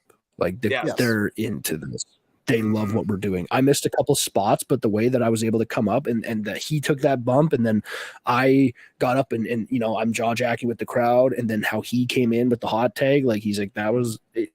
It worked, and the people were like, they wanted to see me get my ass kicked, and that was why it was so good, is because I made them believe it. And so when you got these kids that are just seeing these guys that looks like they're getting beaten down, because you're like, how can the natural disasters get beat down by these doofy looking Beverly Brothers? And then when they get that hot tag and he comes in and then knocks the guy out, like, you're like, oh, here it comes, yeah, there it is, right? Like it was one of those, like, you give the crowd what they paid to see. I thought it was a good match. It was a really good match. Mm-hmm. Yeah, no, this was this was a fun encounter for sure because it makes you remember, a team that doesn't get too much love in the lore in WWF history with the Beverly Brothers because, as TL says, not very many people remember them because they weren't around for very long. They were around for basically all of '92, a little bit into '93, and then that's it. I never said that. I never said that. You tell me what I said. You tell me what I said. I said the Beverly Brothers I don't remember. That's right. The natural disasters I remember to this day because Yes. one was earthquake and the other was typhoon, and at one point one was the Shockmaster and the other was tugboat, and well, one was Shockmaster, the other was Shark. Don't forget in WCW. Yes, John Tenta was Shark. Yes. Before he was Avalanche. When they brought him in initially into WCW in '94, John Tenta was Avalanche. So he went from being Earthquake to another natural disaster. Did we ever get to see a match between the Natural Disasters and LOD? Yes. WrestleMania 8. Ooh. No, wait, no. Sorry, Royal Rumble 92, I should say. That happened before this. That happened way before this, yes. And the LOD dropped the titles to them? No, it was I think like a disqualification, and LOD walked out with the belts or something like that. Yeah, it's on the undercard of Royal Rumble '92 if I remember correctly. Okay, all right. Yeah, but that would have been a match. LOD and the Natural Disasters. That would be a great match. Yeah, and it is a good match at Royal Rumble '92 until the finish. The finish is one of those weird WWF sports entertainment-y, Well, after watching those two matches that happened in this event, you kind of really want to watch those two face off again in the coming up Survivor Series. Yeah. I don't think that happens though. Yeah. Obviously, because they it's a leave shame. the company. So yeah, I think everybody leaves the company within 2 years of this happening, and that's involved in this deal, and that's about it. And also, where was Hogan at this time again? He was doing a movie. Doing Mr. Nanny, brother. That's right. He's doing movies. Shooting Thunder in Paradise, I believe, or just starting to do that. If not Mr. Nanny. One of the two. Okay. Yeah. So he's doing movies. So Hogan is I don't want to say he's persona non grata, but they're trying WWF without Hogan right now. They're trying to move away from that because he did the quote unquote retirement match stipulation with Psycho Sid at WrestleMania 8 just prior to this. Won that match, but that was his last match anyway, so he left. So he brought back the Ultimate Warrior in that match, and so now they're surging forward, but they're still trying to find their compass on who they're going to build that company around. That's still a shitty move that Hogan never really dropped the belt to anybody. Yeah, he didn't want to do business, brother. Well, he wants to protect himself. I guess that's his way of protecting himself. So still, it's. But I mean, it's still a little like you can drop water there, but yeah. You can drop the belt and you go away, and then people are like, okay, Hogan's gone. But then, because I believe Hogan came back for WrestleMania 9 after this.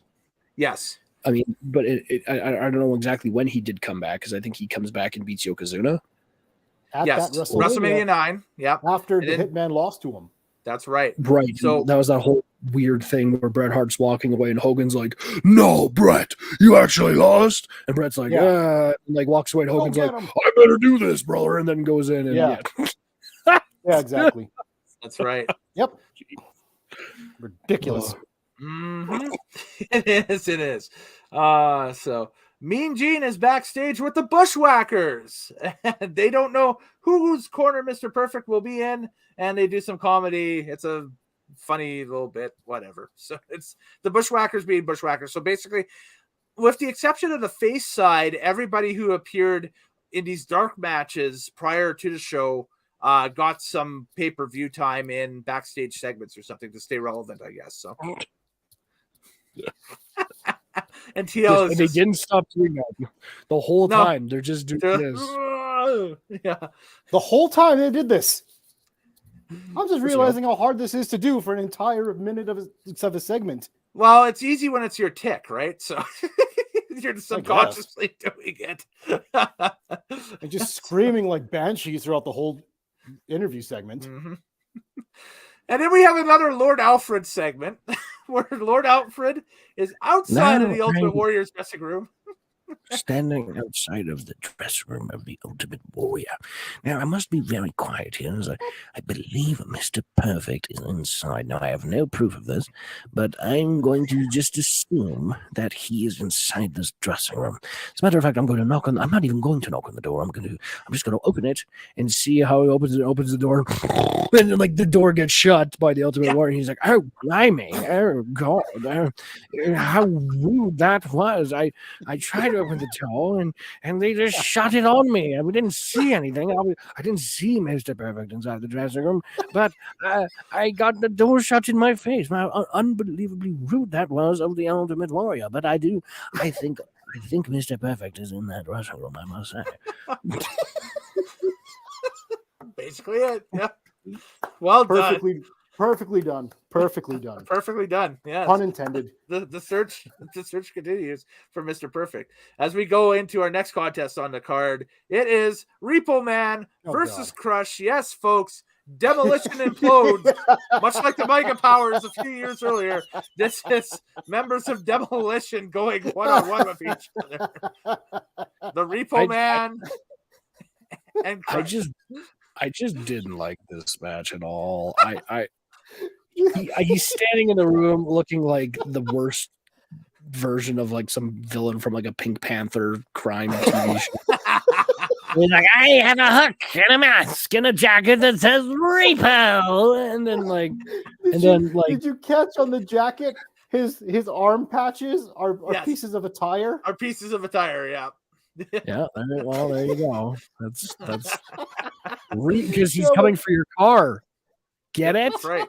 He is. He's a Repo Man. Put that picture back He's up. an evil Repo Man. I will. I just want to point out something when you put up this picture. Yeah. Here we go. Is that it's Crush. He looks like Ray Romano. He looks nothing like that. This is before the dyed mullet, obviously.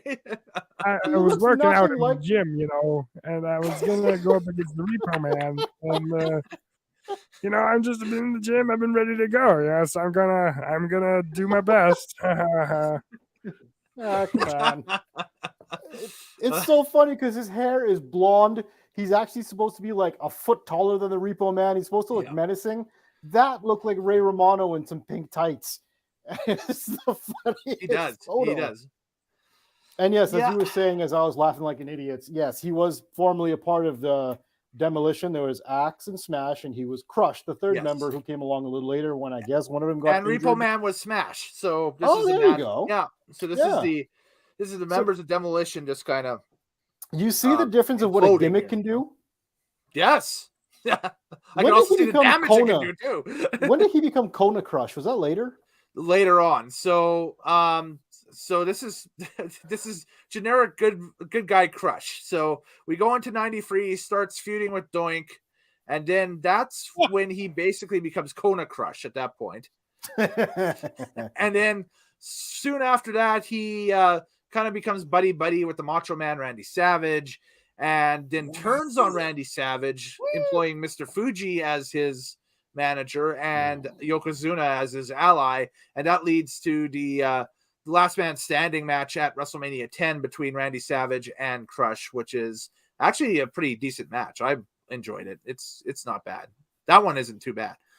Crush makes his money as a heel, but this babyface Crush is I don't know. It's just this feels like it's not firing on all cylinders. He's a product of the 90s. He's from Hawaii. He's got a blonde mullet. He's wearing bright neon colors that clash. Shaka bra. Yeah. Making little kids cry bra. Yeah, dude. It's cool. Pure 90s. Yeah. Pure 90s indeed. This is also the debut of the head vice submission that Crush would use during his babyface run. Yeah, he just crushed the guy, pick him up and plant him and hold the Crush on. That's right. And that's all we need to know about this match. That's it. But we get another Ico Pro ad after that. But what about my crumpets and tea? How about you? It's supposed to say, will you stop? Will you stop? I'm the King of England. You're Can you a tell? Harry. Okay. J.K. Rowling was in the crowd that day at WrestleMania. Or sorry, at SummerSlam, I should say. Oh man. We go into the back and it's Mean Gene Okerlund. He's in the back and he says, "We are moments away from Savage Warrior." I have down Savage Warrior 2, which is, of course, this is the second time in 2 years that they've had this match on a pay-per-view. This time it's for the WWF title. He froze to a highlight package. Basically, Ric Flair and Mr. Perfect from the beginning of this match being announced are pissed off that Ric Flair is not getting his rematch with Macho Man Randy Savage from WrestleMania on his card. Instead, it's the Ultimate Warrior. So Flair and Perfect have been, well, let's say it, they've been fucking around with this story since this has been rolled out. They are not taking a lick of this seriously at all. They just show up and they just are a goon squad that breaks up the matches and stuff, during this time. And yeah, it's one of those things. But we talk about, the early 90s. We talk about, basically early 90s style and some questionable decisions and that stuff. Gentlemen, why is the Ultimate Warrior spray painting himself basically on his gear? What's the deal with this? It's a bodysuit wrestling singlet in skin tone color that's been airbrushed to have muscles because he didn't have the physique that he once had because he's off the ISO-Pro.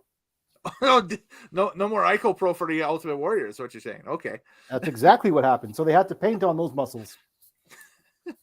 I was gonna say, I think he maybe just doesn't have the definition that he once did, and so that's Exactly. why they're doing that. But I was like, it looks terrible. Well, let's compare the two because we have this is before during the first run. So there's Exhibit A, and now Exhibit B. Yeah, I can totally see that. Yeah. It was bizarre, and like the paint didn't go, it went all the way down through his crotch. So I'm like, it looks like he has no penis at some point. Yeah, well, it's a UW. He's covering his modesty. No. This is a different match. Oh, okay. In the actual SummerSlam match. Well, the actual SummerSlam gear. It just looks like a patch of meat. There we go. Yeah. This is just a back. I couldn't get any front shots of this, but I got the back shot at least. That's what it is. It looks like he's just wearing like a meat suit. Yes. Yeah. It is. It's awful. Yeah, it's just like a meat suit of the Ultimate Giant Warrior. Gonzalez awful. It's bad. Yeah, it's got to be the same people that do Gonzalez's outfit, less than a year later. Absolutely. Terrible. Yeah. So he was off the steroids at this point? Yep, he's off the obviously. cycle. Yes. Yep. Definitely off the cycle. Yeah. Yeah. Okay. His muscles have deflated.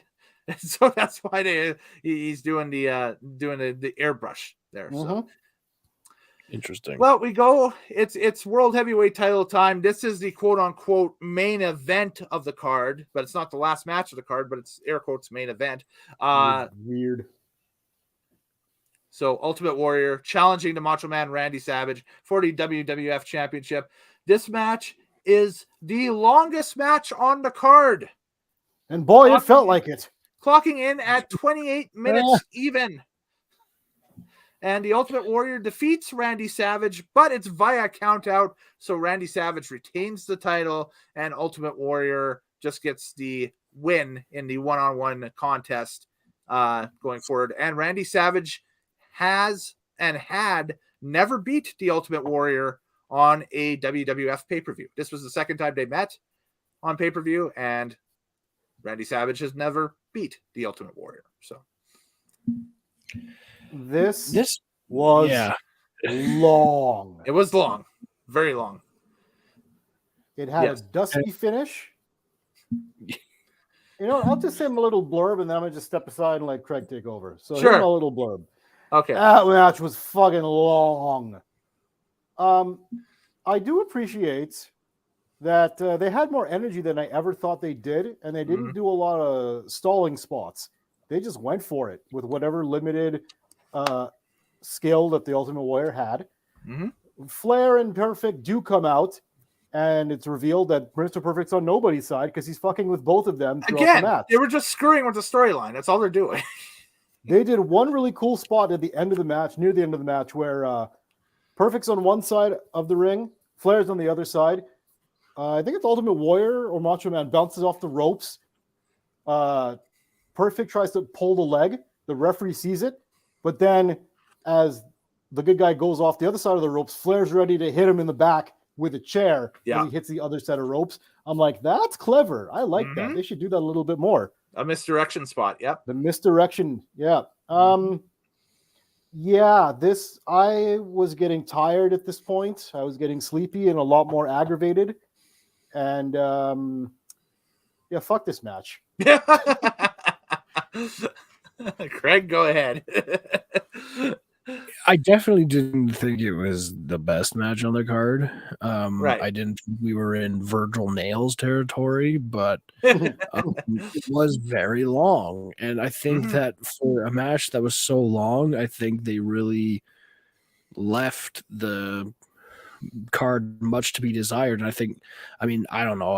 I don't know what the booking process was leading up to this, but like, why couldn't this have been a triple threat match with Ultimate Warrior, Macho Man Randy Savage, and Ric Flair? Ric Flair, yeah. Triple threats didn't exist yet. That's right. Okay, so there you go. I didn't know that. I felt that like there were some good spots. I know. I'm not a big Ultimate Warrior fan because I know a lot about the guy himself, and he also wasn't a really good wrestler, says everyone who works in the wrestling industry. And I think you could definitely see how Randy is carrying him in some of those moments of those matches. Like some of those things he's telling him, like, I swear I thought at one point I could almost see him when he was down with like a headlock. He's like mouthing to him like, can you do a skin the cat right now and go out the ring? Right? Can you do one of those? Like I can see him like trying to like suggest something to him, and like you can see Warriors just like and doesn't want to do it. And like I heard another thing is like, of course, Ultimate Warrior was very difficult to deal with behind the scenes because they were trying to get him to go heel and actually side with Perfect and Flair, and that they were going to be in his corner. It was decided the day of, and I actually have the quote right here. This is off of the Wikipedia for the SummerSlam 92 card. WWF writers had originally planned that the Ultimate Warrior should be the one to accept Mr. Perfect's services, turning heel in the process of winning the title, and that as new champion, he would further feud with Savage. After these plans were scrapped due to Warrior's refusal to turn heel, the two were scheduled to face Flair and Razor Ramon at Survivor Series 1992. However, as the Warrior quit the promotion on November 21st, his spot was surprisingly offered to Mr. Perfect, who accepted it in spite of Flair. So they turned Perfect face at the Survivor Series because Warrior has another temper tantrum and leaves the company for good. This would be the last time we see Warrior on a WWF pay-per-view until WrestleMania 12 in 1996. Oh, wow. I can't believe I'm going to say this. I can't believe I'm going to say this, but I think I agree with the Ultimate Warrior not wanting to turn heel. This is based on the crowd was so behind the Ultimate Warrior. Yep. It was like 90-10 again, like of Warrior fans to Macho fans. The crowd was booing Macho Man a lot for someone who was the title holder and a good guy. And yet they were firmly behind the Ultimate Warrior. He would have lost out on so much merchandise checks had he gone heel. I think because he went heel, he would have been just lost completely. He would have sucked as a heel. So although I don't agree with how he went about it, I kind of agree if he should have never gone heel for anything. That's just my opinion on that. I think had you put Warrior with like Flair almost as his manager, you have probably arguably the greatest heel of all time. You know, I think he would have been able to kind of help Warrior had he had a different attitude. And I agree with you. The crowd was behind Warrior. But I would almost say maybe, but think about it, what better time to have a heel turn is when everybody's with you and then all of a sudden you spit in their face and they go, well, what? Because what is the greatest, considered one of the greatest heel turn of all time is Hogan with the NWO. He came out and people were like, And then when he I'm gonna came in there as interject. the third man, hold on a second. When he came in Okay. as the third man, that was still like that was such a moment where people were like, maybe some people saw it coming because it was a new company and all this stuff, but like it Yeah. was still like Hogan received real heat from people that were like I can't believe, like, fuck you, I can't believe you do this, like you betrayed everything that you stand for, and now he's with the outsiders and the NWO starts. I think that maybe Warrior couldn't have done that like Hogan did because ultimately the man was just not capable of doing it because he just thought, I have to be a superhero at all times. And it's like, but I think had maybe it would have been possible, I think that heel turn could have maybe done dividends for him, maybe. Now, here's my interjection to that. Mm-hmm. When Hogan turned heel and became part of the NWO and he was a surprise third man, Hogan wasn't super over like he used to be when that happened. He had cooled off. He was doing movies. He was barely on TV. We didn't see him for a while. And then he came out looking skinny as ever, wearing long tights and like, I think it was no mustache or something weird. Like he looked funny. He had the mustache. He just was skinny. He was off of whatever cycle, Oh yeah, he looked like a basketball player. He was did, slim. yeah. And then he turned, while he was cold, yeah, he turned heel and became hot again as part of the NWO. That's right. And he had been a babyface for like 2 decades at that point. It would have been like if John Cena turned heel right now, type of thing. Yeah. For the Ultimate Warrior, he was a heel for maybe a few years now, but he'd only been in the company that long as well. And like I said, for him to turn heel, yes, it would have been shocking, but what would the outcome have been? He loses all that money on his merch. Who are you going to put him with? Who are you going to put him with after Savage? I don't know. Everything changes in the company after anyways. But the point is, if you put him with Flair, those are going to be some of the most worst, coke-induced, illogical, irreparable promos you have ever heard in your life. Oh, between the two of them? Yeah, between the Ultimate Warrior and Ric Flair? Yes. Good Lord. And you're relying on Flair to be the straight man out of... Yeah, okay. Oh, my God. The promo essentially went like this. Warrior, you do not know what I know as the Nature Boy. And you will not be the WWF champion because I will be Will Flair. I will be the champion. Why you think that might be the case? Warrior. It is not exactly the case because I'm the man, and to be the man, you got. I know what you're gonna say, Warrior. You're gonna say you have to beat the man. Hold on a second. You don't know exactly what I was gonna say. Exactly when I was gonna say it. And that is why you will lose, Ultimate Warrior. Basically, that's how it's going to go. Thank you. Give the governor her umph. The rumph. Yes. Well, it doesn't matter anyway. All of this is moot because the Plan C WWF goes with is the one that we know of today, where Savage loses the title, immediately returning to the U.S. from this show on a television taping on September 1st in 1992 to Ric Flair, who then loses the title to Bret the Hitman Hart in Saskatoon, Saskatchewan later that year in 1992. And that is the guy that is anointed basically, through the end of 92 and into 93 as the guy, the technical wrestling champion who is over big time with the crowds and that stuff. And so I think for what it was Plan C, I think it sort of kind of worked out. Now they botched the hell out of this out at WrestleMania 9, but this is, going forward, they come out of this kind of unscathed a little bit. So the fact of the matter is they had to put the belt on somebody reliable who wasn't going to get caught for drugs or drinking or anything stupid, and team up against a bad guy that looked like he'd never even seen a gym. Exactly. So, in Yokozuna. Yeah, they had to put it on the safest guy possible. They put it with Bret, and it kind of saved their company from going under. They do. Yep. And it's The only note I actually put on this match, because like I was taking notes and I was getting sleepier and angrier, and I saw that in my notes that it reflected it. Yes. I put, good Lord, I fucking hate Vince McMahon on commentary. This is when this happens, right? Several times in this match, they just hit a reverse atomic drop. That you pick the guy up and you just put your knee out and you slam him down. It's supposed to hurt your guts, but it also kind of gets you in the low blow. Should be an illegal move. Who knows? Yeah. But he calls that a pile driver. There's so many times. And the Wire's got him up. And he comes down with a pile driver. Like, that's a reverse atomic drop. Fucking McMahon. That's right. You idiots. And stop doing that voice. And he's got him up.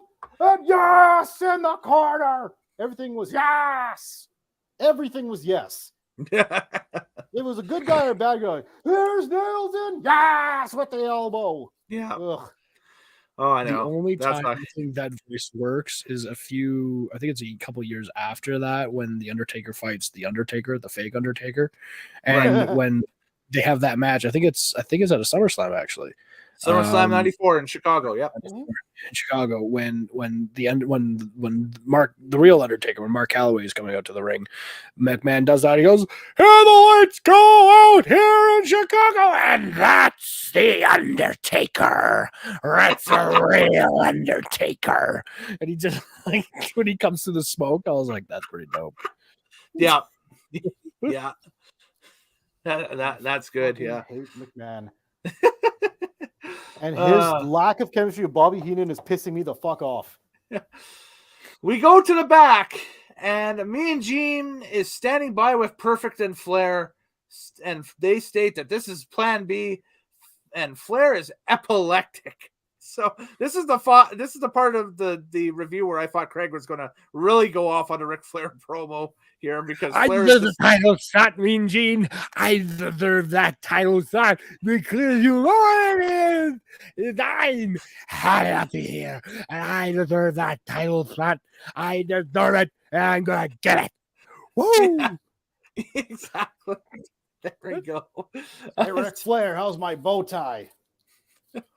Mean Gene here, Ric Flair. What do you think of? I'll tell you, Mean Gene, it is an abomination, this match. It's just turning into like suffering succotash now from Sylvester. And here's the thing too, is not even 5 years later, when they're in WCW, Flair starts doing the whole mean woo Gene at the beginning of the promos, which is just so over the top, it's unreal. But this is just, that was his version of Hulk Hogan. Let me tell you something, Mean Gene. That's it. Yep. Instead of Ric Flair would go, Mean woo Gene. Yeah. Yeah. He start taking off all his clothes and throwing it everywhere and challenging somebody to a fight. We got crazy elbow on his jacket. Yeah, exactly. So we get an attendance number announcement. The gimmick attendance number, or at least the one that Titan released to everybody, was 80,335 or 80,355, I should say. Paid attendance for the show.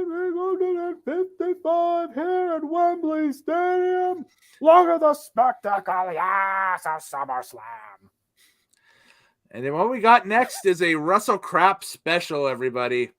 Kamala, the Ugandan giant, with Dr. Harvey Whippleman and Kim Chi in his corner, taking on The Undertaker with Paul Bearer. This match runs 3 minutes and 27 seconds from bell to bell. And I couldn't grab it. This match did go hard. It goes hard after the gimmick bone. It broke my heart.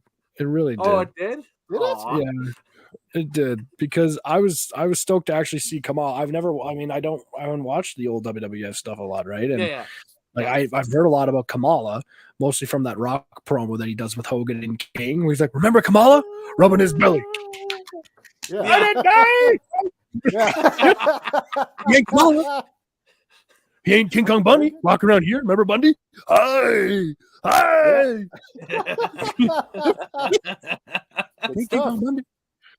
But I mean, I was excited to see the Kamala match. I was like, all right, it's Kamala, because I mean, Kamala was known to be like this big monster heel, kind of like, you know, he'd come out there, he's the Ugandan giant, and I guess maybe nah, but I mean, it's Undertaker, and Undertaker's my favorite wrestler of all time. I mean, he just was my favorite.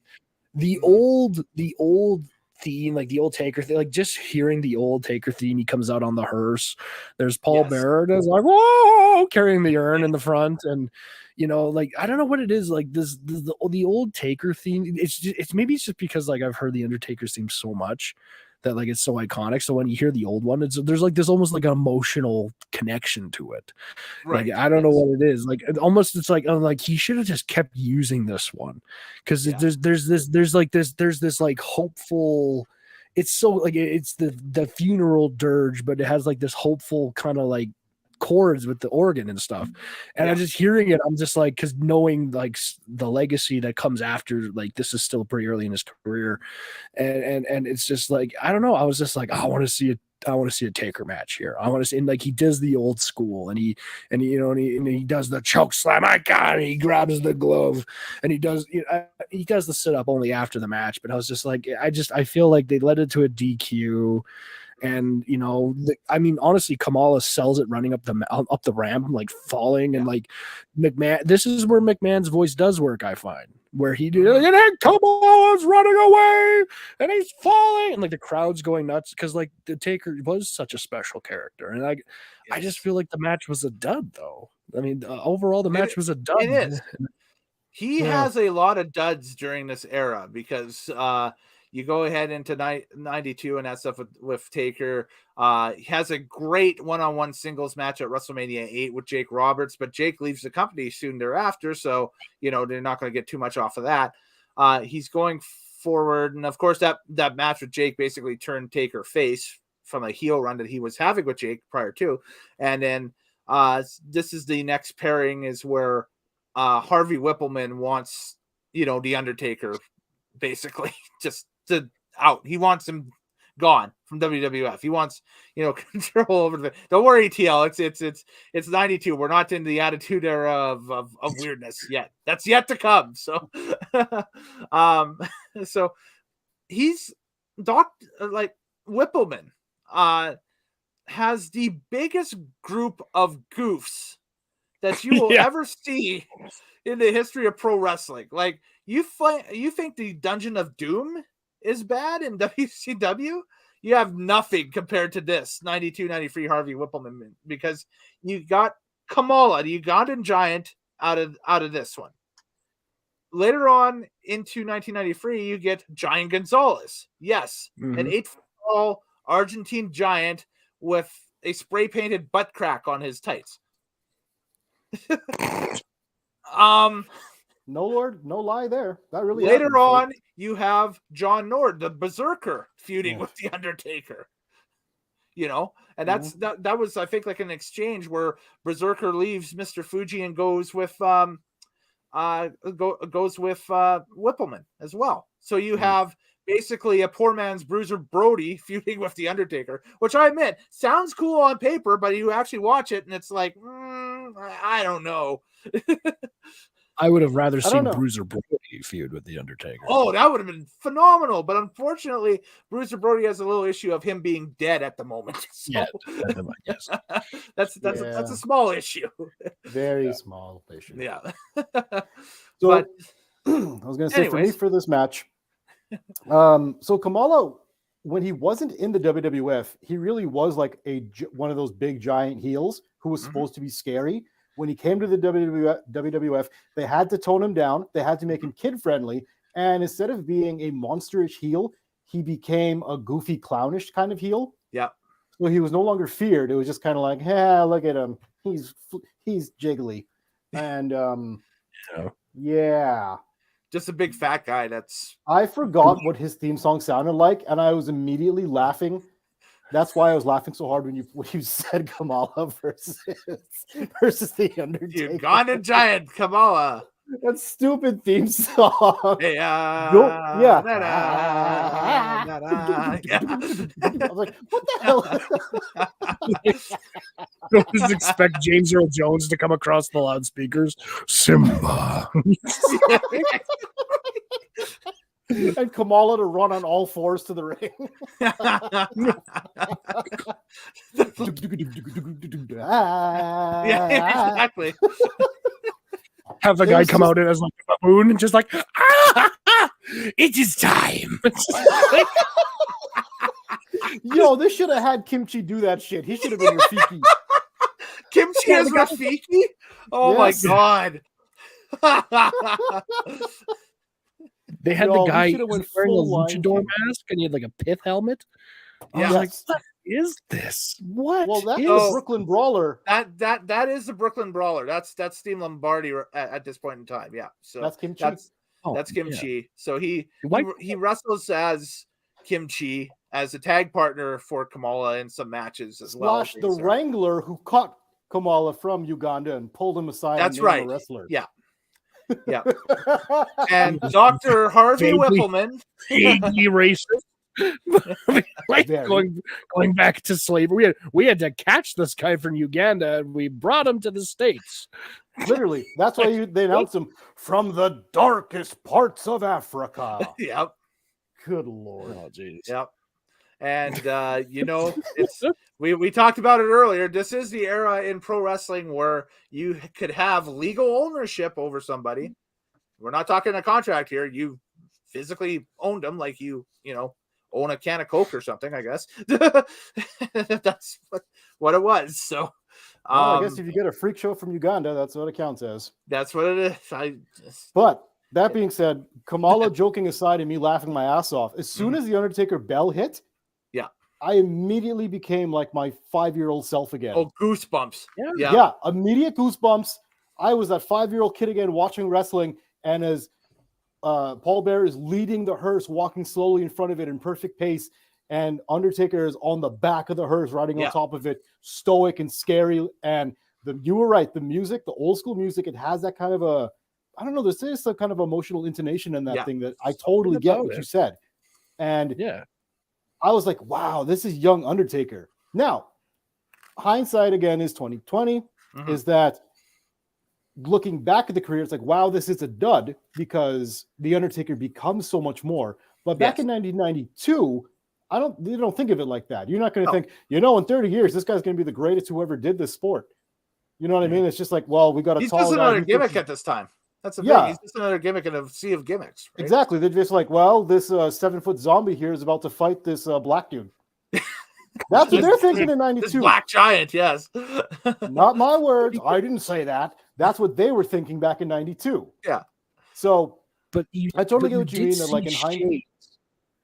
You did What's see that? shades of maybe that future of what it would be, because there was that Oh, part yeah. where they cut to the crowd and you could see the guys that are already wearing the Taker style hats he got and him. everything, and people hold the guy did like the art on the sign that says "Rest in peace, Kamala." I was like, that's gonna be relevant in 30 years. Like that's still gonna be a thing. Yeah. And I don't know. Like you're right, Ty. Like it was a gimmick in a sea of gimmicks, but it was like. But yeah, I guess with us watching it now, like, and that's the point, is like watching it back, you're kind of like, oh, that's cool. Like there's something real cool about it. Yeah. Oh yeah. But you know what? Those are two characters that came out of the sea of cartoons that actually stuck with me all these years. Was the Undertaker, and was Razor Ramon. Yeah. Because when you Who think about it, surprisingly was left off this card because he was. He had already debuted, and he was they did the vignettes. He already had his in-ring debut, so you'd think there would have been something for him on the SummerSlam card, even in a dark match type scenario or something. Except all they did was mention him when they said Lennox Lewis versus Razor Ruddock, and Heenan goes, Razor Ramon is going to fight Lennox Lewis? No, I said Razor Ruddock. Which Where's was the a match? great. That was one of the few good commentary moments. Was Heenan doing that? I thought it was good. Yeah, definitely. I still like when he says, I hit him right in the fish and chips.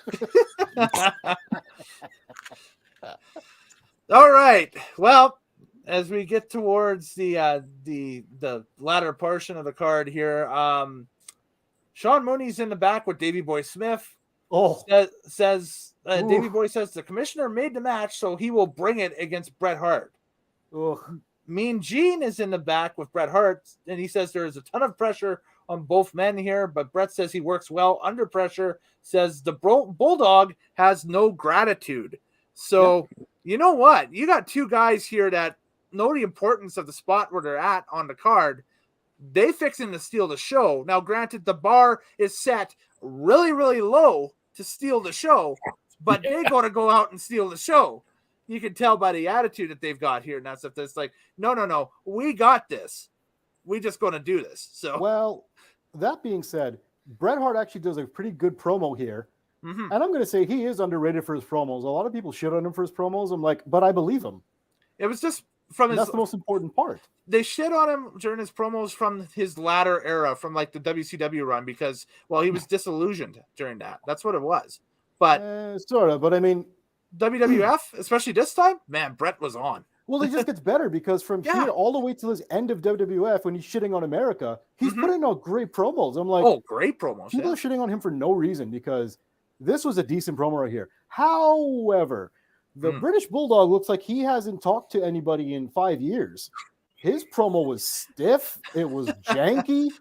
I was expecting Craig to go out and just do this promo here.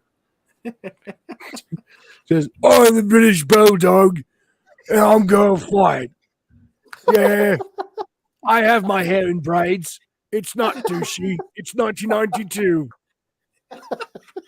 And I want to point out that your Bulldog sounds like Ozzy Osbourne, but I'll let it go. This is great. No, my Ozzy Osbourne is like, what are you saying? And then he'll grab the mic when he's performing, and he'll just be like, "What you got? What you say? I got it." That was a great one right there. That was great.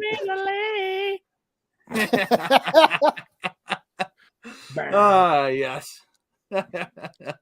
All right. Yeah. Now we move to what potentially could be Craig's favorite part of the show. The Balmoral Highlanders perform Scotland Yes! the Brave. And so there they are in their great glory. Wearing the Royal Stuart. With Rowdy Roddy Piper. What a moment. What a great moment, eh? Great moment. Now, can you tell me, did he actually play the pipes here? Yep. Yes. Yeah, Wow. Piper was a award-winning bagpipist or bagpiper, I guess, in Toronto in the 70s, I guess, before he broke into wrestling. Yeah. Yep. And he used to tell stories about he would go out to the ring and he would play his bagpipes, but Yep. someone would stuff like toilet paper into the pipe so he couldn't play. And he found out who that was and he beat the shit out of him. Yeah. And then he got his little badass. That can damage the drones and the chanters on the pipes. Where you Oh, yeah. They stuff don't in. care. They just want to make a fool of this kid. And then this kid turns out to have a wild ass side to him and he goes buck on whoever did that. Yeah. So he got his respect from that point forward, as He did. as you should. But yeah, this is a great moment because I've never seen Roddy play the bagpipes in WWF ever. Yeah. That was such a great moment, man. Oh, That yeah. was so cool. Yeah. And he just walked right out. The crowd pops, one of the biggest pops of the night. Yeah. And yeah. And there's been some big ones. Yeah. And it's Piper. He's played bagpipes, and the rest of the Pipers are loving it and that stuff. So it's great stuff. Unfortunately, this would be Piper's last pay-per-view appearance until WrestleMania 10 in 1994, when he comes back to be the guest referee for Bret Hart versus Yokozuna at WrestleMania 10. Yeah. Because Piper has a little thing called movies that he's going to go and do, especially one called Hell Goes to Frogtown, which is supposed to be one of the worst movies of all time, bar none. And I think that is shot and recorded during his hiatus from the WWF here from August of 92 on to the spring of 94. So Nice. he would do that from time to time, where he would he did his initial run in WWF was 85 through 87, leaves in 87 to go do They Live and a few other things and that stuff. Comes Which back movie in does he say the 89. famous quote, "I'm here to do two things, chew bubblegum and kick ass, and I'm all out of bubblegum"? They Live. Yep. Okay. John Carpenter, 1987. Great movie. Yep. So he leaves to do that, comes back in 89 and goes on this current run that we're talking about here, 89, and this wraps up here at SummerSlam in 92. He takes off and then comes back through the front door of the company again in 94. He's there for a little bit through King of the Ring in 94, leaves. And then when Gorilla Monsoon starts to have his health issues in 96 and that stuff, they have to find somebody to be the commissioner for the WWF, and that's who Roddy Piper gets to be in the beginning of 96, and then WCW poaches him, and the rest of his career arc is his career arc. That's what it is. So yeah, Piper, a very enigmatic, kind of wavering force here that kind of weaves in and out during the 90s in pro wrestling and that stuff, of where he's at. He's never anywhere for long, which is kind of old school. Like, he's maybe, the longest runs are like maybe 2 or 3 years tops, and then he takes off and does other stuff and then comes back. So is it time for my tea and crumpets yet? That's enough out of you. Because it's main event time. That's why. So this is so big that I had to put the old Undertaker down. That was running throughout the entire show. I did that during the last little bit there. So that old Undertaker will rest in peace. And then we bring up the new Undertaker. Let's bring forth the Undertaker for the big one. Yes, the last match on the card is the Intercontinental Championship match. We have the Intercontinental Champion at the time, Bret the Hitman Hart, taking on the challenger, the British Bulldog, Davey Boy Smith. This match runs 25 minutes and 40 seconds. It is arguably one of the top 10 matches in WWF history. It is arguably one of the top 5 Intercontinental title matches in WWF history. It is arguably one of the top 10 matches in Bret Hart's career, and it is most definitely one of the top 5 matches in Davey Boy Smith's career as the British Bulldog, or as part of the British Bulldogs tag team with the Dynamite Kid in the 80s. This match is phenomenal. Let me correct you there. Mm-hmm. This is not arguably, this is definitively one of the best matches in WWF history. Mm-hmm. Definitively best matches of Bret Hart's career, of Davey Boy's career, of the Intercontinental Championship, and top 3, if not number 1, definitively, not arguably, the best match of SummerSlam history. And it has the best storyline going into any match of this card, because it's the brother-in-law versus the brother. And there is a central figure in the middle of this, caught on which side she's going to pull on. And that's Diana Hart-Smith, who's in the crowd. Yo, they kept pulling the mic from her because she kept fucking up. I was going to say, all the Harts can cut a promo, yes. I was like, it was like you have this great match that's about to come out, and there was like WWF was almost trying to ruin it by just putting up this woman from Calgary, Alberta. It honestly felt like they were just doing a streeter of like a woman at like a random like hole in the wall bar in like a brown leather jacket, just like, yes. Well, I think that it's gonna be a good match, and you're hoping that it'll be good. I don't want anybody to necessarily win. I mean, I don't want them to destroy each other. Like it's kind of bad, eh? Like I don't want them to die. Like it's my brother and my husband. And I mean, I don't want them to fucking die out there. So yeah, I'm kind of stressed. Everybody's stressed. All right, thank you. And we are going back to ringside right now.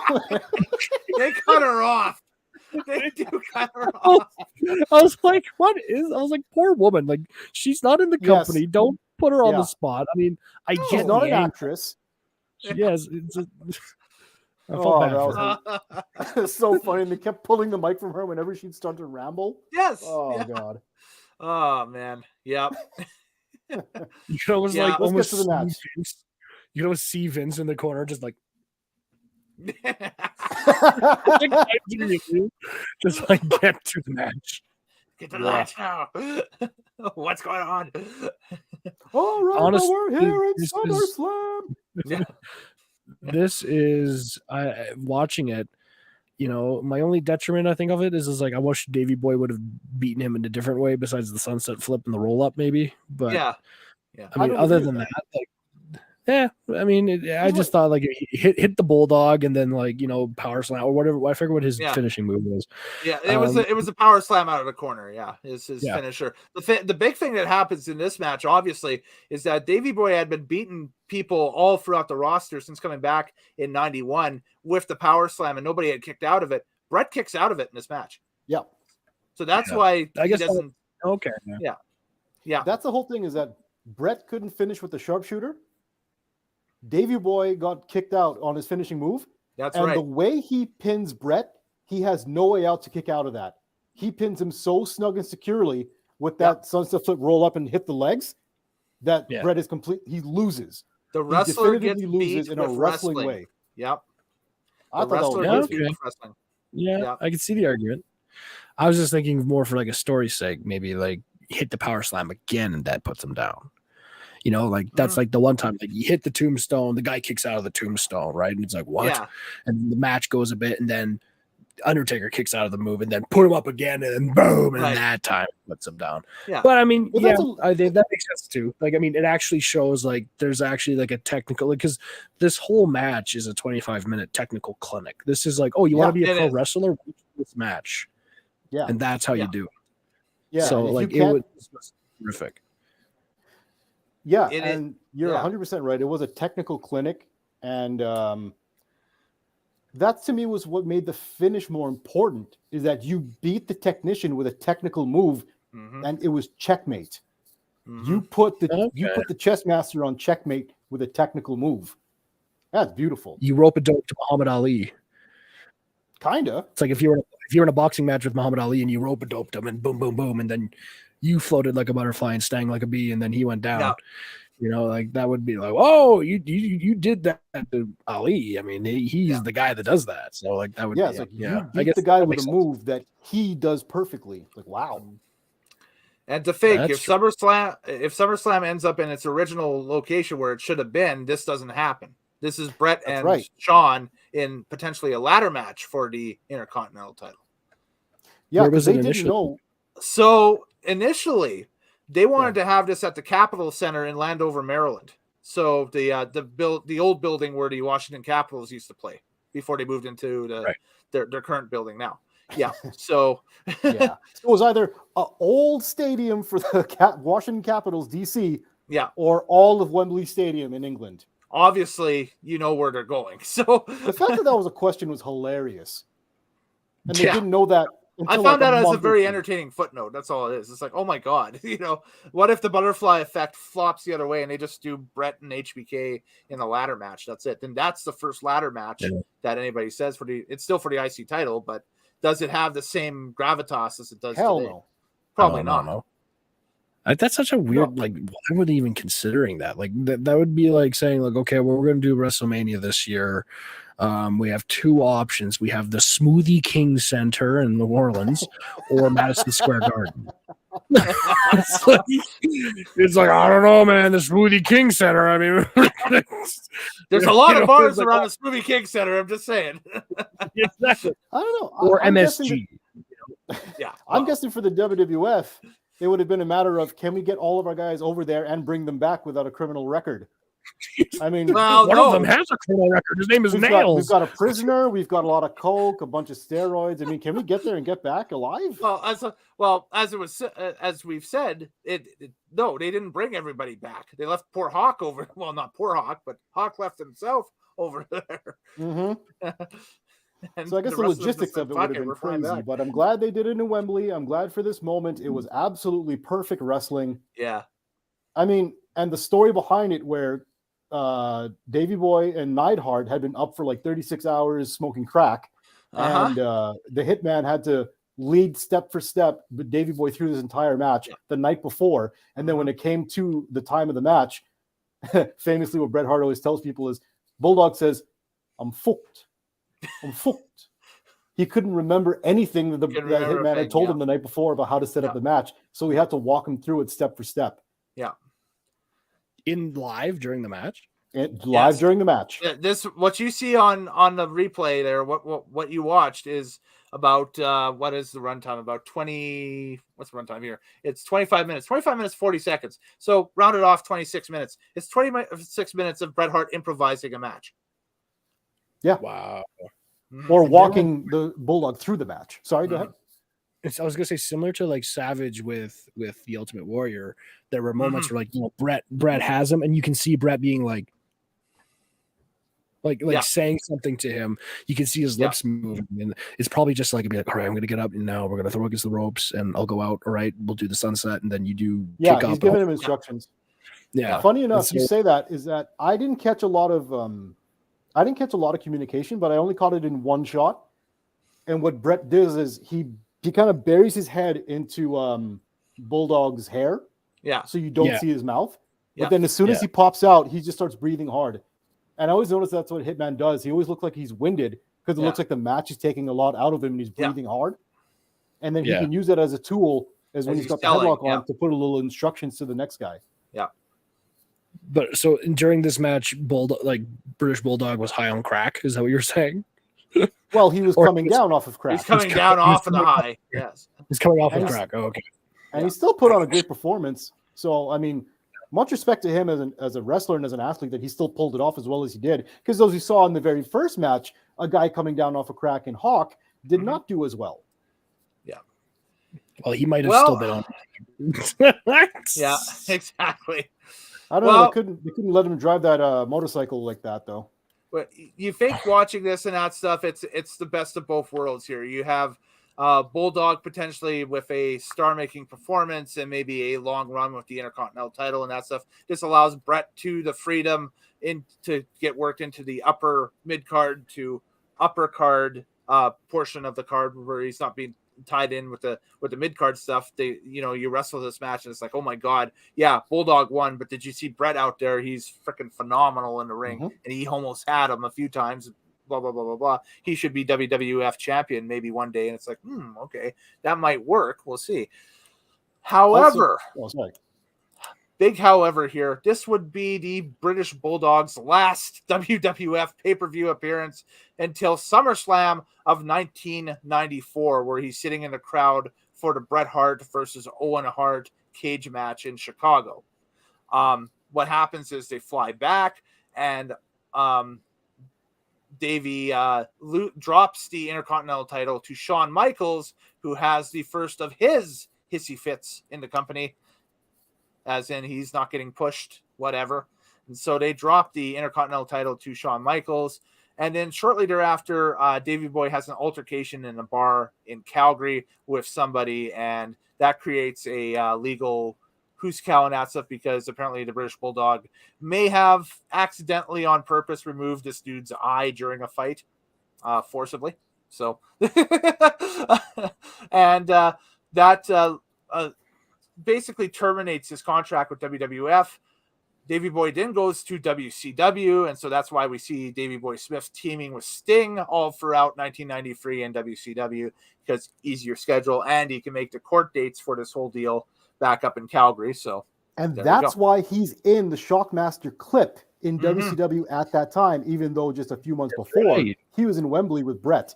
That's right. Because he's in WCW, kind of laying low. That's right. So how long after this match is that clip with Shockmaster? Because obviously Fred Ottman's there as the Shockmaster. Typhoon is there. Yeah, Shockmaster is, I want to say that's summer of 93. So, or spring of 93. Wow. It might have been. It's like a year after this. Let me Google. It was sooner than that. When was the Shockmaster? WCW. Yes, I know it was 1993. I'm just trying to figure out when this is. It says 1993. Yes, we have no dispute about the year. It's just trying to look and see. Yeah, exactly. Was it early? Was it mid? Was it late? Come on. Yeah. Well, not even the Wikipedia says that. Oh, geez. Oh, no. So, wait a second. He has his final WWF match actually in July of 1993 as Typhoon. So, this is, August of 93 is when the Shockmaster happens. Well, sounds like a year later. Okay. Yeah. Says a year later. Wow. Yep. Mm-hmm. So yeah, that's it. There you go. There we He go. has his big moment at Wembley, and then the very next year, he's in the Shockmaster incident. Falling for the wall on WCW Saturday Night, like the Kool-Aid Man, except with less grace and more Stormtrooper helmet. Yep. It was. I showed two friends that have never seen that clip because I was telling them about the Shockmaster. And they were, I was like, so this is what, and they're like, what? And I'm like, and so I showed them the clip, and I turned to them, I was like, guys, this aired on television. This was this aired live on television. This was live, L-I-V-E live on TV. Everyone saw this. Wasn't like, oh, they did this, and they're like, oh, but we can't show this. This everyone saw, and they were watching it. They were like, when he falls through, they're like, oh fuck, and then they're like, is that a Stormtrooper helmet? I was like, yes, it is. Like, why is it spangled like it has all these sparklies on it? I'm like, why it's a does sparkly Stormtrooper helmet. He has a vest on like a pimp. He has genie pants on. Yeah. He has all what I could describe as a nipple cape, which is just a giant cape as his nipples. And it is. It's a see-through black vest that can't go around him. It just drapes on his shoulders. Yeah, it's nipple cape. Just there. It doesn't cover anything. And a rhinestone Stormtrooper helmet. It's that's right. Yep. It's something. And I love when he didn't know which voice he is because Sid just starts yelling at him, but he starts miming all the words that Sid is saying. It's the funniest. What a disaster. A natural disaster. To rule the world. I am the Shockmaster. It doesn't matter who you are, boy. And he's miming, it doesn't matter who you are. And to bring this moment full circle, when the exact moment when Shockmaster falls through the wall, you can hear off in the background, oh my God, he fell on his fucking ass. And that, my friends, is Davey Boy Smith. That's right. The British Bulldog, realizing, yes, a year earlier, he's main eventing Wembley Stadium with Bret the Hitman Hart, is given the Intercontinental title and strapped to be the mid-card rocket to the moon. But he's in WCW now at this point. He fell on his fucking ass. He did. And Ric Flair the whole time, oh God. Yeah. Oh God. It's almost as sad as a revelation as when Dustin Rhodes was coming down to the ring, floating to the ring as 7, and was just like, I gave up Goldust for this crap. Just like, look at this shit I'm wearing. Why am I here? And then just leaves. That was prime stupidity WCW. It was. Good Lord. Definitely. It is. Well, now I can't leave that now without not showing the photo for those who have never seen it. First of all, if you've never seen it, you have to watch the thing to see it. And well, as it uploads, it is uploaded. Here it is. That's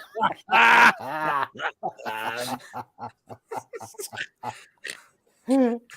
Remember, that was at one time the smiling dude in the just the second from the right there. That's Typhoon. Right, yep. Becomes that at that point. Well, wrestling is weird. Wrestling is weird. All right. Well, we got to give this card a rating out of 10, boys. So, Craig, we'll start with you. What do you want to give this fig out of 10?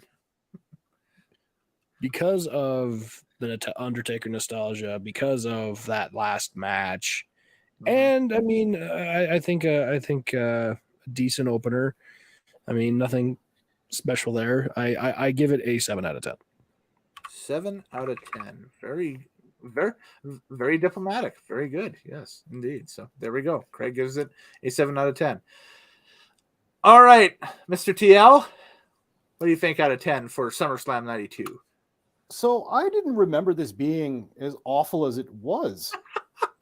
I was surprisingly, right? Yeah. I was surprised. I was like, I thought this was the good one. This is the good pay-per-view. If you want to go back and watch early 90s WWF, this is the pay-per-view. And I was sorely disappointed. I'm like, a lot of the finishes are DQs and double count outs and shit. Wow. This was all about the crowd, the memories, the entrances, and the very last match. And wow. This was worse than I thought. This is a 3.5 out of 10. Wow. I think that's the lowest rating, current or past, that you've given anything on this channel. No. Royal Rumble, I gave at least a 2 out of 10. Oh. Royal Rumble 91. Well, there. It's going across as a ticker on the bottom. Pay-per-view, though. Yeah. Besides that opening match with the Rockers, and the Orient Express, like that was the only, like, the opening was like, here we go, and then every other match was just the entire rest of the way. But Royal Rumble was real. What did I give Royal Rumble? Do you know? You don't have to look into it if you don't know it off the top. I can't remember off of the top of my mind. I'll have to go back and scan for the video and that stuff. And no, don't do that. But I whatever the Royal Rumble was I think it was a 2 or a 3. I gave that one. Yeah. This one actually, like, the ending is a 10 out of 10 all-star match. Yeah. But everything that leads up to it is like, wow, this ain't good. Yeah. You kind of get shocked with how bad it is. Yeah. Yeah, I was very surprised. Yeah. Well, I'm going to split the difference for you guys here, and I'm going to go 6 out of 10 for the card. I think that it's, if you can look past the early 90s gimmickry of a lot of these matches and that stuff, well, first of all, that last match is an all-timer. That is going to be one where if you want to send to aliens in outer space what pro wrestling and the WWF is, you send them like that match and maybe a couple others. That's a good example of what the art form is. I just imagine an alien going, "What is it, fake?" Oh no, here comes New Jack. No.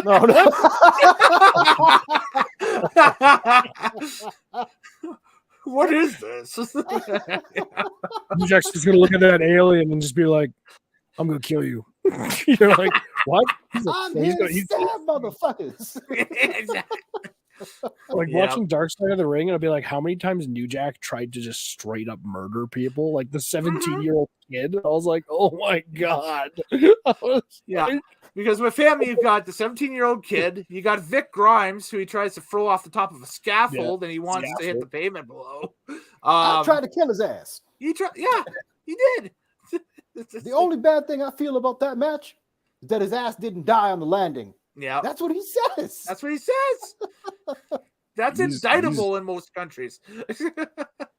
That's attempted murder. If I would have been an ECW wrestler in the late 90s and they're like, all right, Craig, you're going to work New Jack, I would like walk up to him and be like, what can I do not to make you mad? I just want to have a good match, man. Like, you want a good match? You want a good match? What you saying? I don't do good matches? Is that what you saying? Yeah.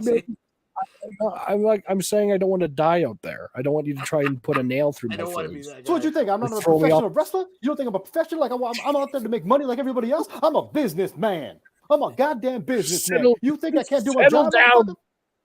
Settle down, DMX. Oh shit! You think all black people? You think I'm DMX? Like I'm supposed to rough like a dog? Rough Riders. Is that what you saying? Is that what you saying? You big young motherfucker, you. Oh, can't wait till I get in that ring. I just want to find out which kind of knife I'm about to use on your ass. Wow.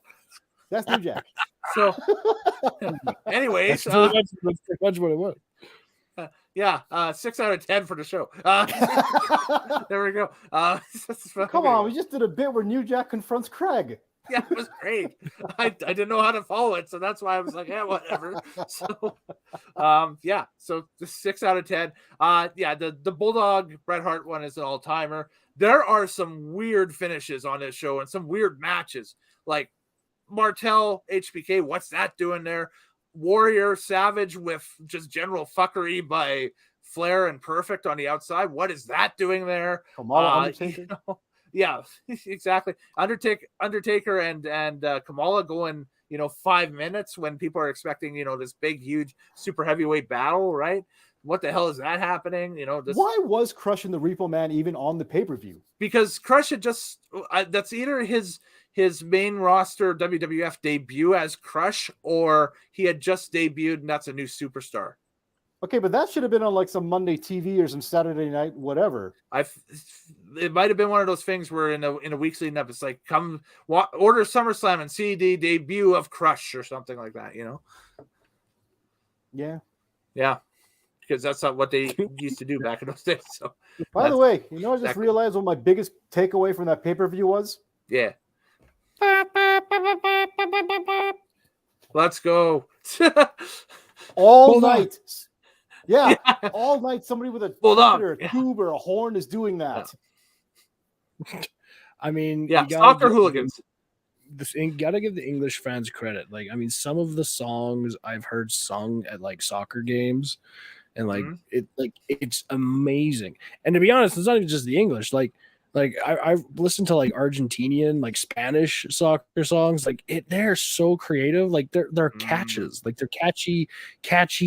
They're slaps. Like these are hit songs. Like when they'll do Si Senor in River Plate for the Liberators Cup, and they're singing to taunt Boca Juniors. Like it's magical, and it's just because I'm like, we just don't have it in North American sports at all. Well, it's not only soccer. It goes into even fringe stuff like F1. Like there's always in Italy, there's always the Ferrari backers and that stuff making noises. Yeah, but you can't hear that. All you can hear is. Oh, you can hear them if there's a pass or something like that and their guy is leading. You will hear the crowd just absolutely. Yeah. Ferrari. Yeah. Yeah. Exactly. Even definitely. Even when Valentino Rossi was like the Superbike king, yes. Yeah. When he was racing with Yamaha, which is when he was the what do they call him, the doctor or the surgeon, something, I can't remember, the doctor. Yeah. And he was the Michael Schumacher of Superbike for years. He was the best. I think he still holds the most records for MotoGP for Superbike racing. And but people would just go nuts, and the Italian fans would just go nuts whenever he was racing. Mm-hmm. Yep. Yeah. Well, I'm the king of England. That's not about you. Yeah, exactly. As a matter of fact, Bobby the Brain Heenan, you and I next Sunday at Hell in a Cell. That's right. Next weekend it's gonna be in Hell in a Cell. I hate McMahon so much on commentary. That was the other takeaway. Fucking hell. All right. Well, I guess it's time for socials, and then we got to get out of here. So, Craig, we'll start with you. Your social is already down at the bottom there of your font. So it is. Yep. And so don't follow him on. Don't forget to check us out at Dark Ascension LARP at darkascensionlarp.com if you want to do some LARPing in the Edmonton area this summer. We're going to have some good events, and if you wanted to be like, man, I wish I could be a larger than life character wrestler, it's like, well, here's an opportunity to do that. That's right. You may not do wrestling, but you get to hit your friends with a stick, and it's fun. So check that out. You get to play act outside with friends, and exactly. it's fun. Yeah, exactly. Yeah, it's a blast, definitely, for sure. Mr. TL, what's your social medias? It is at TMLOUTAN. I want to smoke, and remember to practice your steering wheel punches, everybody. We had a little bit of everything during this show, but the only thing we didn't see was a titty, but that's coming up in we did see 1998. a lot of it. Yeah. we see titty in 1998, that's for sure. We saw Umaga titty. Does that count? Not Umaga, Kamala. Same shit. Let's get out of here. Which threw me for a loop because obviously the current vice president of the U.S. is Kamala Harris, but I thought when she first started running, it was Kamala. You Harris. did not. I thought it was Kamala Harris. Okay, Black History Month. God damn it! I know, but I automatically thought Kamala that Harris? dude with moon on his belly, Kamala, not Kamala, right? Oh my god. How many wrestling fans probably like, how many wrestling fans thought it was Kamala Harris? Kamala good Harris, Lord. yes. She's half Trinidadian and it's Kamala Harris. Kamala. Not the Ugandan giant Kamala Harris. Kamala for president. Yes. You can follow me everywhere at Kellen Nitro. That's basically it. So just, and be sure to follow this channel, tinyurl.com/Nitromaniac TV. We're going to try and do this once a month, at least a classic pay-per-view retro where we just kind of just rip the whole thing apart like we did tonight and that stuff. I picked one. TL picked this one. So Fraser, it's your turn for March. You get the ball. So you don't have to make your decision now. But it'll be your pick in March. I'm just saying that's the way the circle works. So it'll be your turn. I'm gonna deep dive and try to find a saucy one that might have some crappy matches. Yes. I might keep it in the 90s. Maybe we'll move it forward another year or two. We'll see what we got. He sounds almost like the Macho Man there himself. I might keep it in the 90s. I might move it. Maybe a little something later. Maybe a little something in Survivor Series. He's Macho Man. He's not going to mess around. Oh, you wait for him. He'll come back for you. He'll take it down. And that's because the cream rises to the top. Exactly. Right on. Gentlemen, thank you very much again for joining me. And we'll catch everybody next time here on Nitromaniac TV's Wrestling Unlimited. I do wish everybody happy wrestling watching in whatever you're binging and that stuff. And do take care. We'll see you guys next time here on the channel. I'm the King of England. No, you're That's what I got to you.